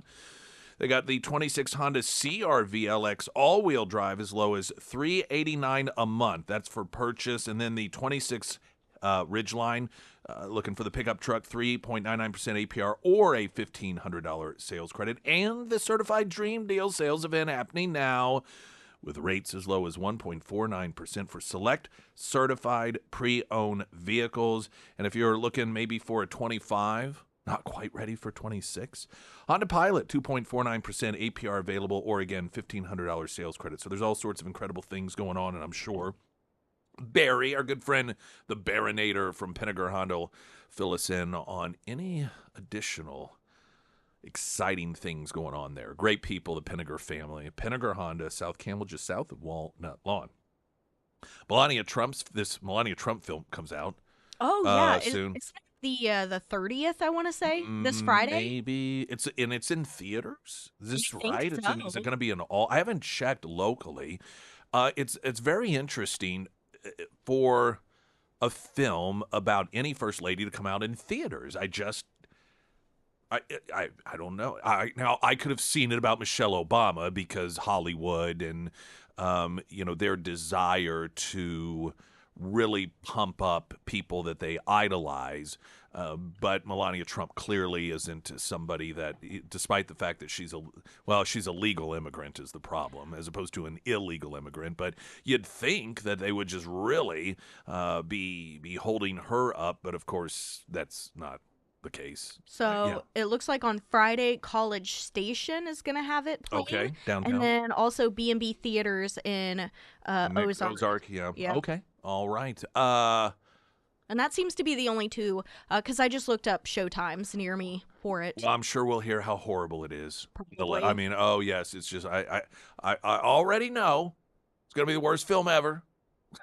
It's just awful, just horrible. So we can wait to hear that. But I've read it's actually very, very interesting. And, people just really don't know a lot about Melania Trump. I think that's fair to say. Maybe people think they do. But I suspect that this film's probably going to have a lot of really enlightening information. It may not necessarily be anything that's the most amazing thing in the world, but just learn aspects of her life, and I don't know if it covers from childhood all the way up to today, but I suspect it'd probably be a pretty good film. Katy Perry has posted an anti-ICE call to action. She appealed to her 201 million Instagram followers. Is she still dating Justin Trudeau? I think Why so. is that is just one of the grossest relationships. Yeah. I think it's so gross. So she is appealing to her 201 million Instagram followers, a call to action, asking them to contact your U.S. senator to try and put an end to ICE funding altogether. She armed her fans with the phone number to the Senate switchboard. Here's what I'd love to see this. Maybe the Trump administration could propose an adoption program, and these celebrities, who certainly have the means, can adopt and take in an illegal immigrant that is set for deportation. And they'll be fully legally responsible, including any crimes that they may commit in the future. And give Katy Perry a rapist, convicted rapist, child trafficker, whatever. I mean, these are, in fact, the biggest conflicts that have occurred in Minneapolis. Over the weekend being one of them, these were during operations to track down individuals who have committed violent crimes that are in the country illegally. These aren't instances in which ICE is just rolling around and going door to door. Hey, have you seen any illegals? That's not what these operations are. These are very targeted operations where they are trying to track down individuals that have been convicted of crimes that are in those neighborhoods because whichever jurisdiction in Minnesota would not retain them and turn them over to ICE. And so this forces ICE, instead of picking them up in a jail or a prison, they have to go into the neighborhoods. And so I think these individuals, given that that's where all of this upset, the nature of these celebrities being so upset about the interactions that occur while trying to arrest violent criminals, they should adopt them. And, make out some sort of deal with Trump administration. All right, they won't be deported, but they are now your legal responsibility. And you are also legally responsible for anything they may do in the future. Now, how many of these celebrities do you think put that skin in the game? I suspect not too many. We got weather in a moment. Right now, the latest news update.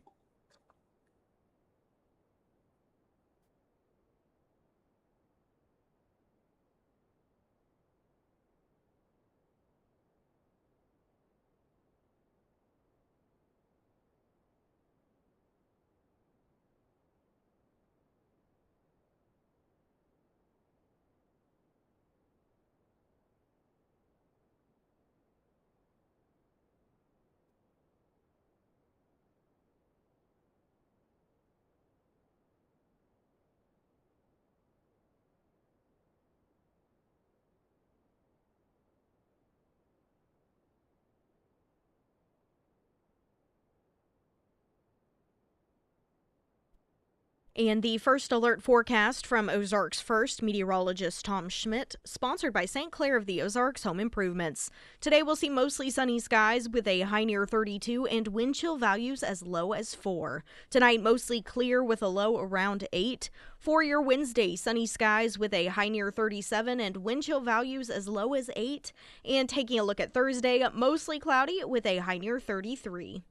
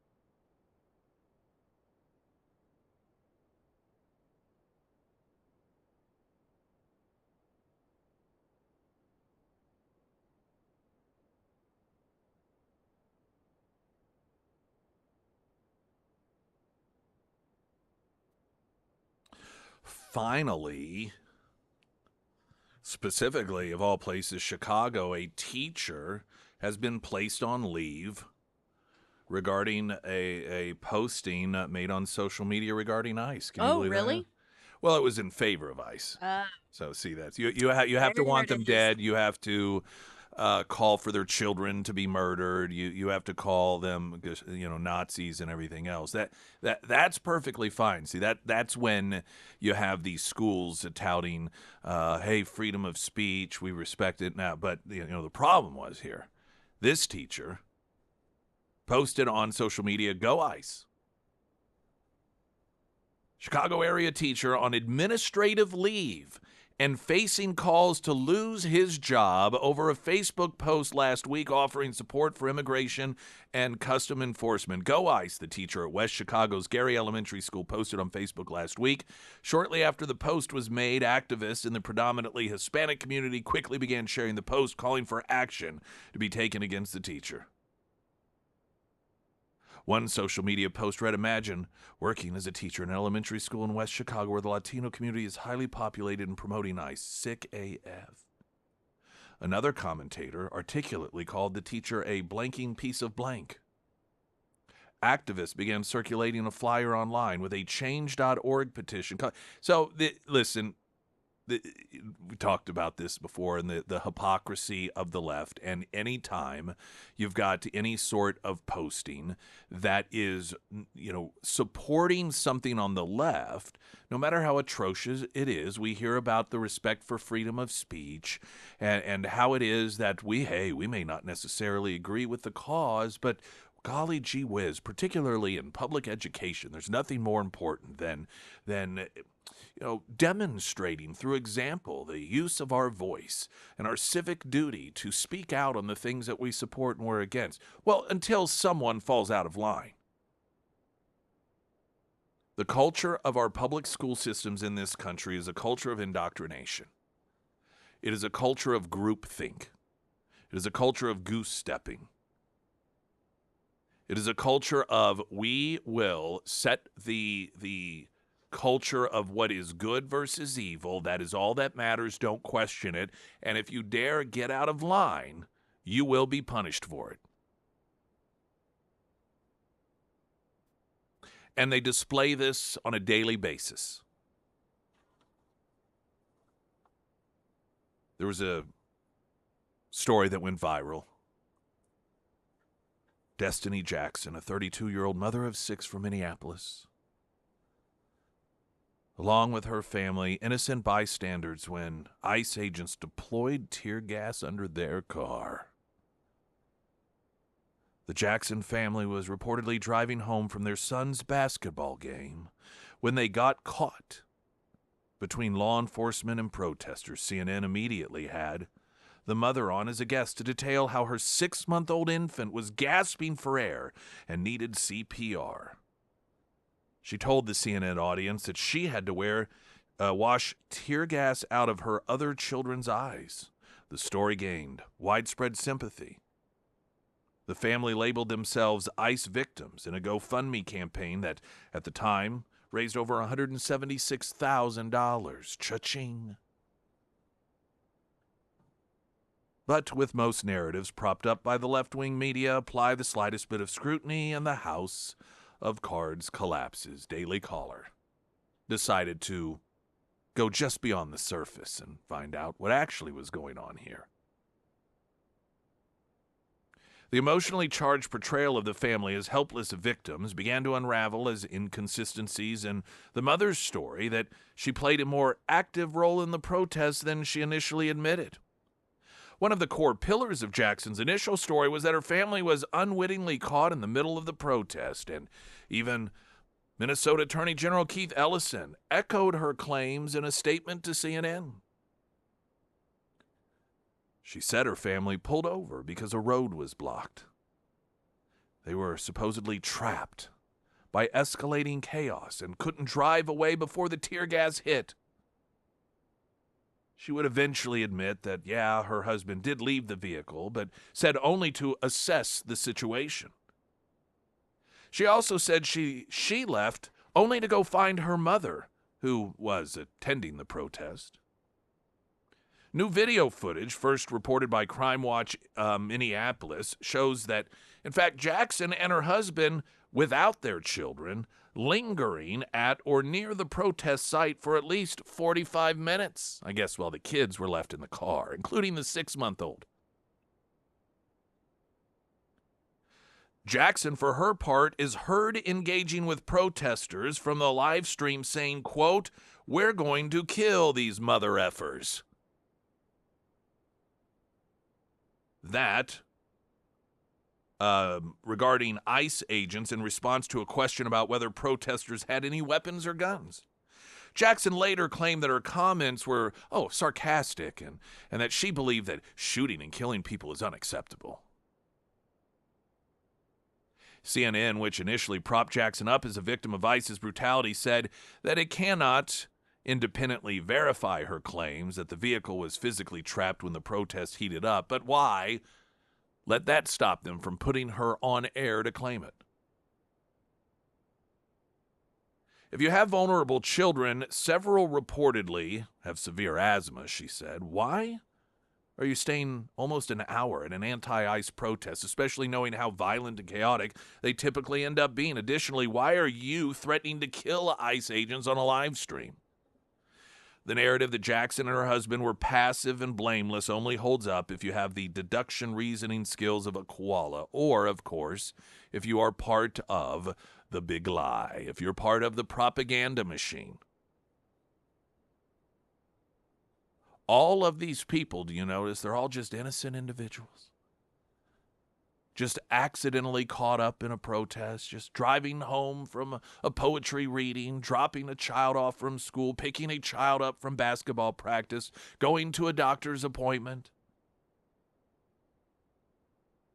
Until, of course, the truth comes out. But this is part of the playbook. You're always the innocent victim. And you can rely on 100,000 times over. You find a CNN camera, you find an MS Now camera, you find any mainstream media camera, and you just make a claim falling into a category of completely innocent. They do no vetting whatsoever. None. Zero. They will put you on camera for the world to see as you make whatever claim you want, because it isn't news. That's not how real news operates. That is not how any institution that is interested in an audience knowing the truth goes about doing things. That's how propagandists do things. And it's why people don't trust the news. Many may go to it, but it's to validate their own biases. People that watch CNN or MS Now, unless for the, you do have some that may be interested in what propaganda they're pushing out, and so you observe it for those purposes. But those who generally watch those outlets, it's because they hate Trump, they hate ICE, they hate law enforcement, they hate any number of categories of people or professions, and they tune in because they know that they will be soothed with stories validating their reasons for hating those people.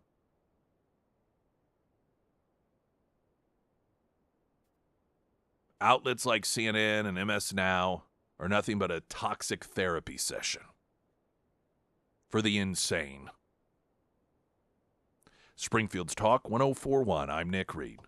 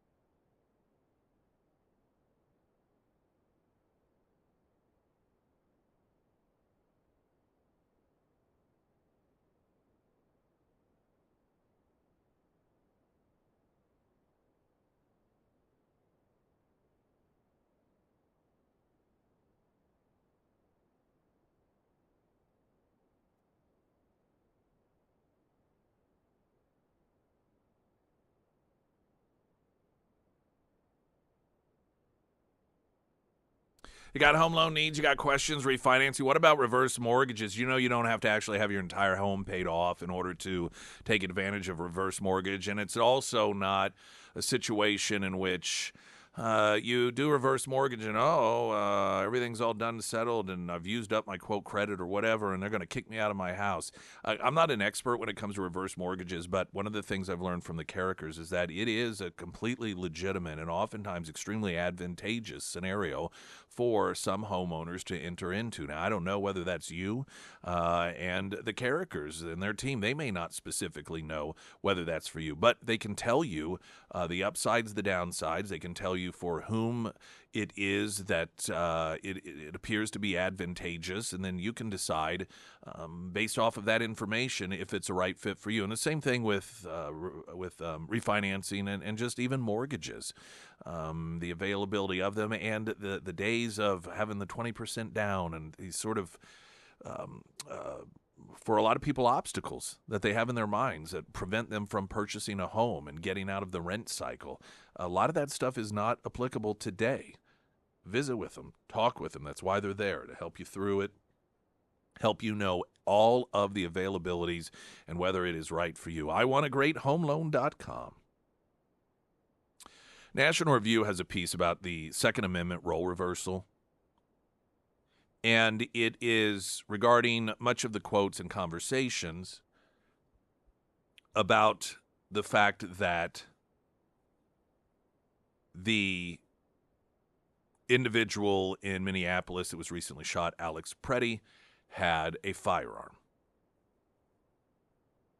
And the framing of the piece is a little bit misleading because the premise is that all of a sudden, people who are pro-Second Amendment are arguing against Second Amendment rights, while suddenly people on the left who are against the Second Amendment are suddenly for it.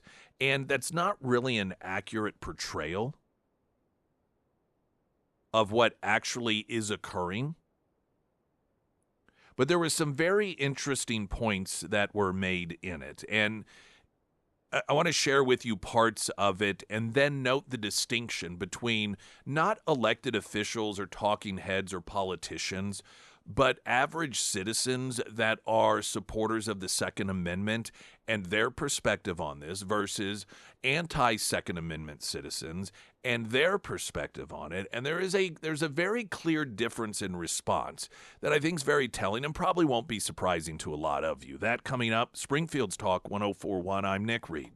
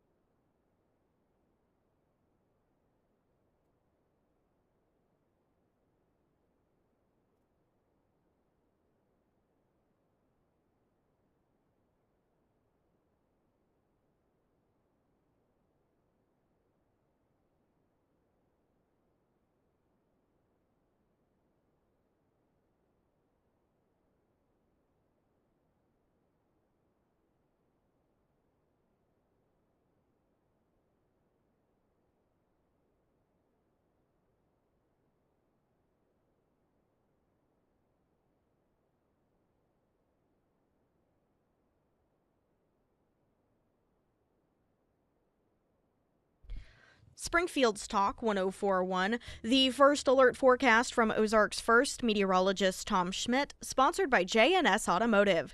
Today we'll see mostly sunny skies with a high near 32 and wind chill values as low as 4. Tonight mostly clear with a low around 8. For your Wednesday, sunny skies with a high near 37 and wind chill values as low as 8. And taking a look at Thursday, mostly cloudy with a high near 33. National Review has a piece, Second Amendment role reversal, and it's by the editors at National Review. And the issue itself is a noteworthy subject matter. Their framing of it is just a little too simplistic. And the premise being, all of a sudden Republicans are against the Second Amendment and Democrats are all of a sudden for the Second Amendment in the context of Alex Predit, that left-wing activist, bringing a loaded firearm with lots of extra bullets with him to that demonstration, that protest, that riot, however you want to characterize it. Now, let's start with, because let me put it this way, and you'll see this in some of the quotes. It is insane what some of these left-wing organizations, anti-gun organizations, are saying. It's almost as if they want to prove the point that many of us have made, that there is no issue for them that truly is a moral issue grounded in any sort of belief system. Every issue is an issue only in terms of how can they use it as a weapon against their opposition. Now, the comments that a number of Republicans made are much more nuanced, but they're still problematic.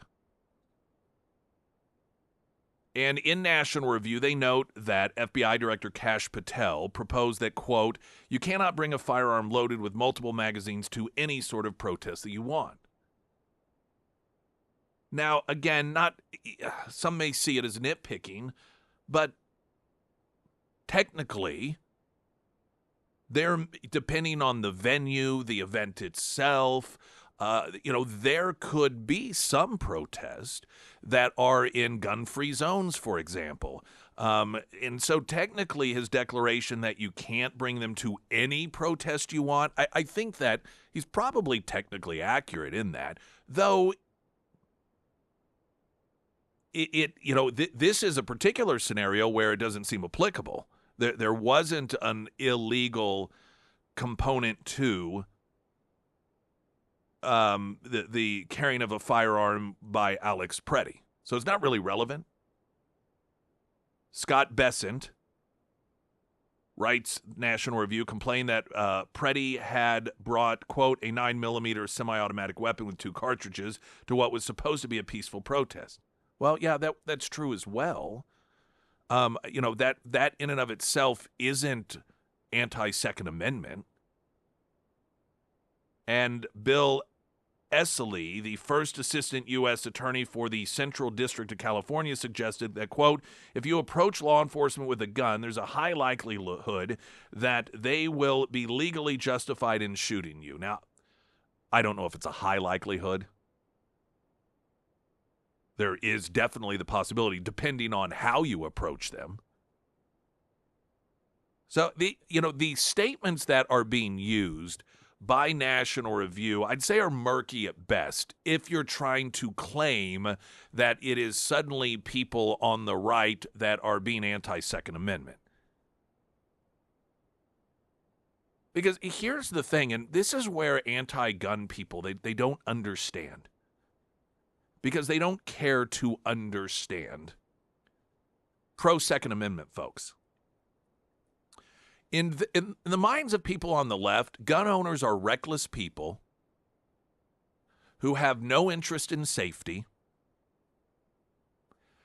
Organizations like the NRA aren't about teaching people how to be safe with guns. They're not about giving course instructions on how it is to safely handle firearms, how it is to be responsible with firearms. They're simply organizations that spend money to make sure that anybody under the sun can have as many guns as they want and do anything they want with them. Well, that's not the reality. While, of course, there may be some people that fall within that category, you will find overwhelmingly, when it comes to the responsible use of firearms, it is the pro-Second Amendment crowd that is most strict and adamant about responsible usage. It is the pro-Second Amendment crowd that is most adamant about knowing how it is to responsibly and wisely utilize and have on oneself a firearm. And it's also the pro-Second Amendment crowd that recognizes the difference between whether something is a right and whether it's wise. If a police officer pulls me over and comes up to my window, do I have a legal right to rapidly reach for my glove box as fast as I possibly can, or to rapidly reach under my front seat as fast as I can? Yeah, I do have that legal right, but is that smart? Of course that's not smart. I recognize that I could potentially get shot doing that.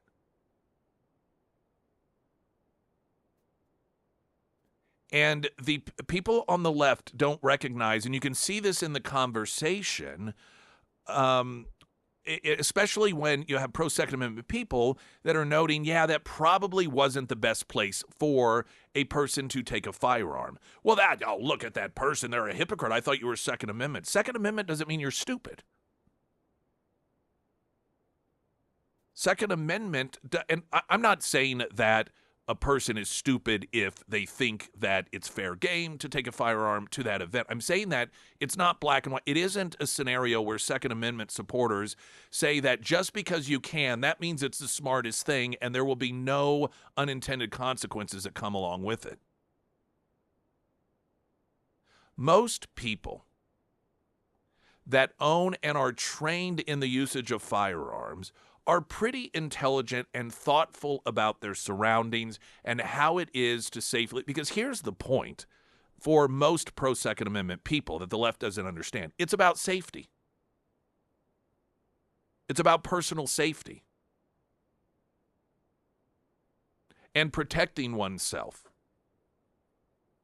So if a person who is pro-Second Amendment and they're carrying a firearm in order to make sure that their life is going to be safer, if they then believe, wait a minute, having it on me in this particular scenario might actually make it less safe, they recognize that kind of defeats the purpose, and so I'm not going to do it.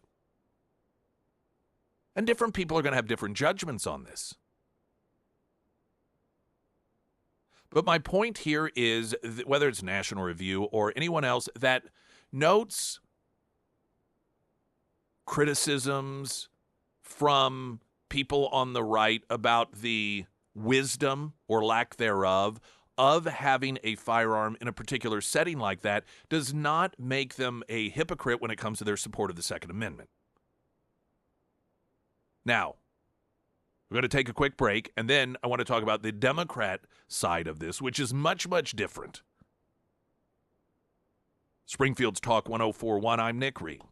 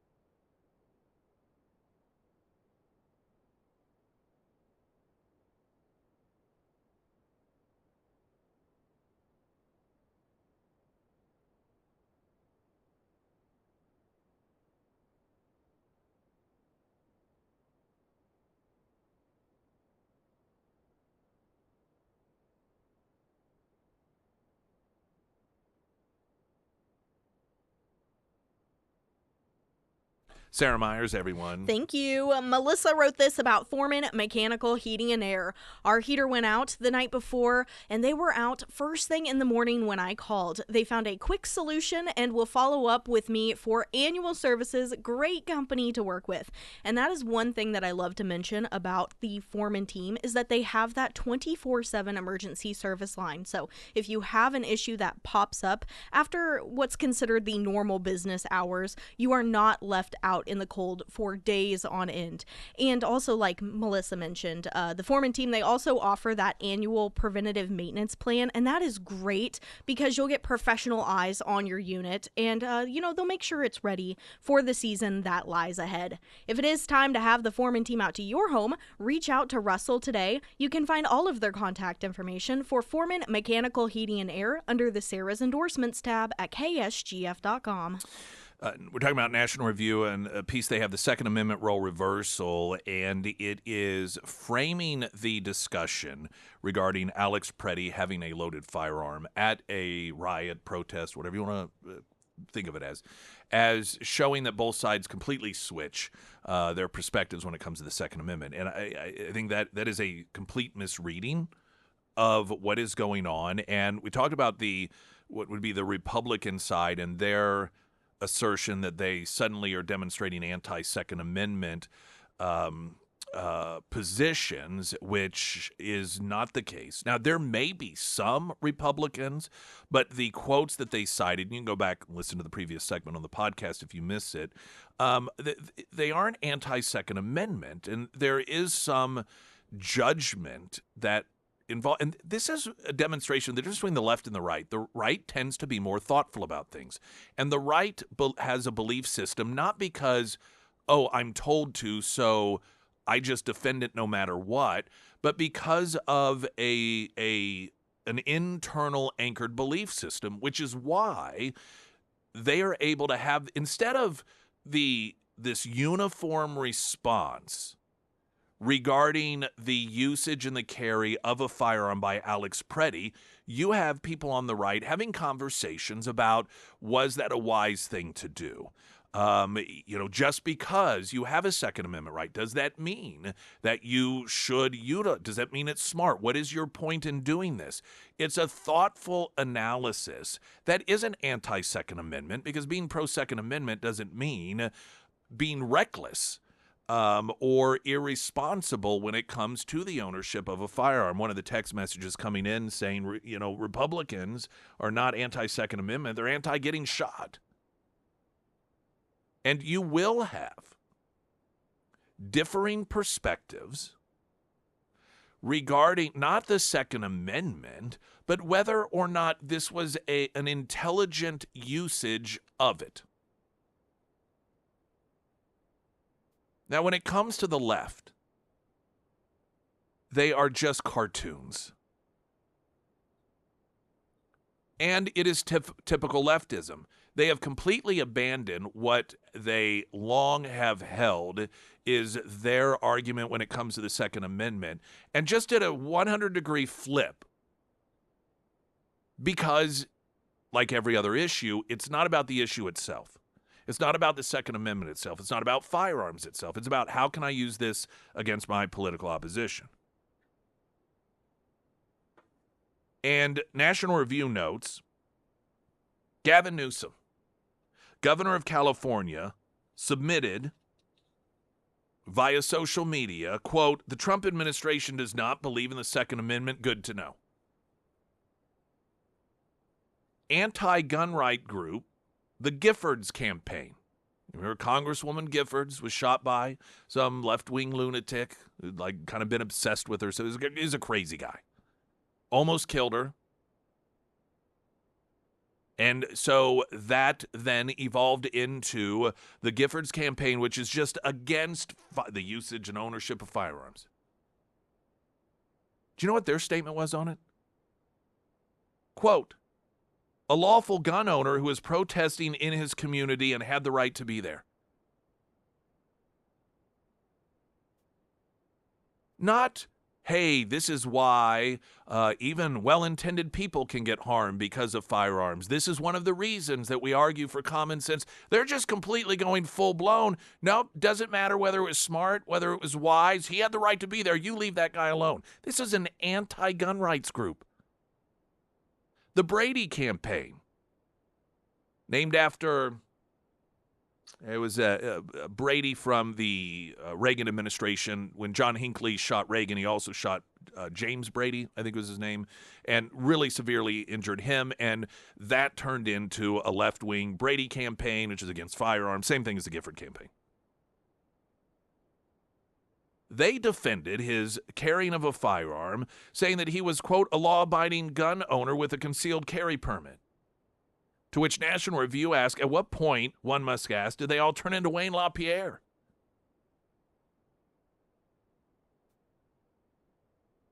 They have flipped to the degree, because it's all about this situation here.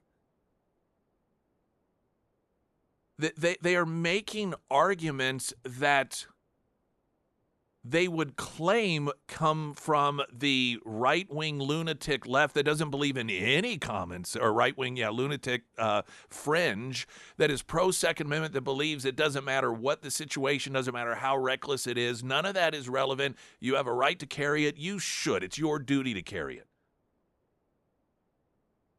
That's the position they're taking. While Republicans are not saying, well, we should look at that Second Amendment or have comments, they're saying, hey, just because, hey, you got to be smart about it. They go on to note, at present, as we speak, Gavin Newsom is literally attempting to repeal the Second Amendment, and in 2023, he signed a bill in California that banned guns from being carried in, quote, sensitive places, which included protests. Minnesota considered a similar law, and in 2024, the state filed an amicus brief arguing that there is no Second Amendment right to carry a gun at, quote, events involving political speech, like political rallies or protests, noting it's because they are often targets of violence. The Giffords campaign wants to ban the exact type of firearm that Pettit was carrying on the grounds that it represents a threat to society and is designed to kill large numbers of people quickly. And it holds the official view that guns at protests are not protected by the Constitution because carrying them chills the exercise of our fundamental freedoms. The Brady campaign agrees with that, proposing that Americans, quote, do not need a loaded gun to peacefully protest and should not be allowed to carry one.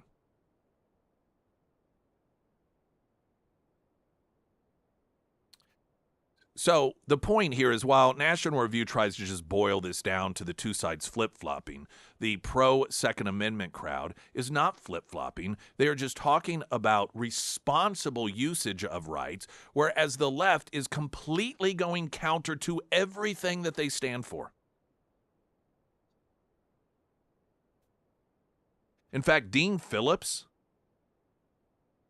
Now, Dean Phillips, if that name sounds familiar, he's the one Democrat who ran against Joe Biden. He was a member of Congress because he said, Biden's a little crazy, he can't win, and of course would be validated in that. Listen to what he said regarding this. Quote, or he noted that he was atoning for having, quote, quietly mocked Second Amendment defenders who argued arms were necessary to defend American rights against a tyrannical government. Today, I apologize because I've seen it with my own eyes. Here we have a member of Congress that is defending the carrying of firearms to legitimately shoot at members of law enforcement. Because he's talking about that. He said, I saw this with my own. I've been making fun of people on the right saying you need firearms to kill off government when they're tyrannical. And I apologize. I was wrong because I'm watching it happen with my own eyes. So here you have a sitting member, a Democrat. I think he's still a member of Congress, arguing that the reason Alex Preddy had a right to carry that firearm was because he had a legitimate right to murder, to kill members of ICE because they are part of a tyrannical government, and that is what the Second Amendment's for.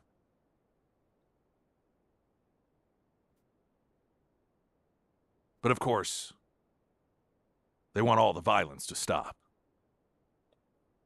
Springfield's Talk 1041. I'm Nick Reed.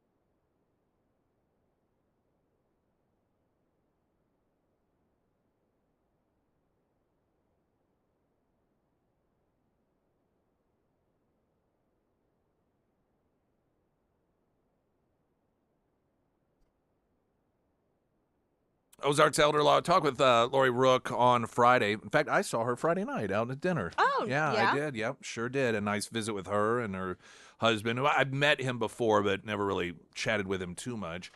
And I'll make sure to keep you in the loop of when some of those events she has planned. It's one of the things that they really try to do. In terms of informational, there's so much out there that we don't know we need to do in order to protect ourselves when it comes to wills, when it comes to trust, when it comes to medical or financial power of attorney. It comes to stuff we don't even think about or know about even. And of course, they try to make it as easy as possible for you to learn what you need to do with free consultations at their 10 area locations, but recognize that maybe that still even isn't the most convenient thing. So they oftentimes will set up and they'll come to different areas of the 417 that will be sort of open meetings and have, discuss a certain topic that's informational. And she said they're planning some of those out. So we'll make sure that you know about those when they do come so that you can attend and make sure that you are fully taken care of. And when you, even the personal consultations, that's a courtesy. They will do that at no cost and then let you know what it will cost to have everything taken care of securely, and then you can decide whether you want to move forward. So if you want to go ahead and make one of those appointments, you can do so at one of the 10 locations by going to ozarkselderlaw.com. Also, they're under Nick's endorsements at ksgf.com. Attention whore Mayor Quentin Lucas of Kansas City has joined a group of leaders in denouncing recent immigration enforcement operations as unconstitutional and harmful to communities nationwide. He and other attention whores are supporting Minnesota's argument that the operations violate the Constitution.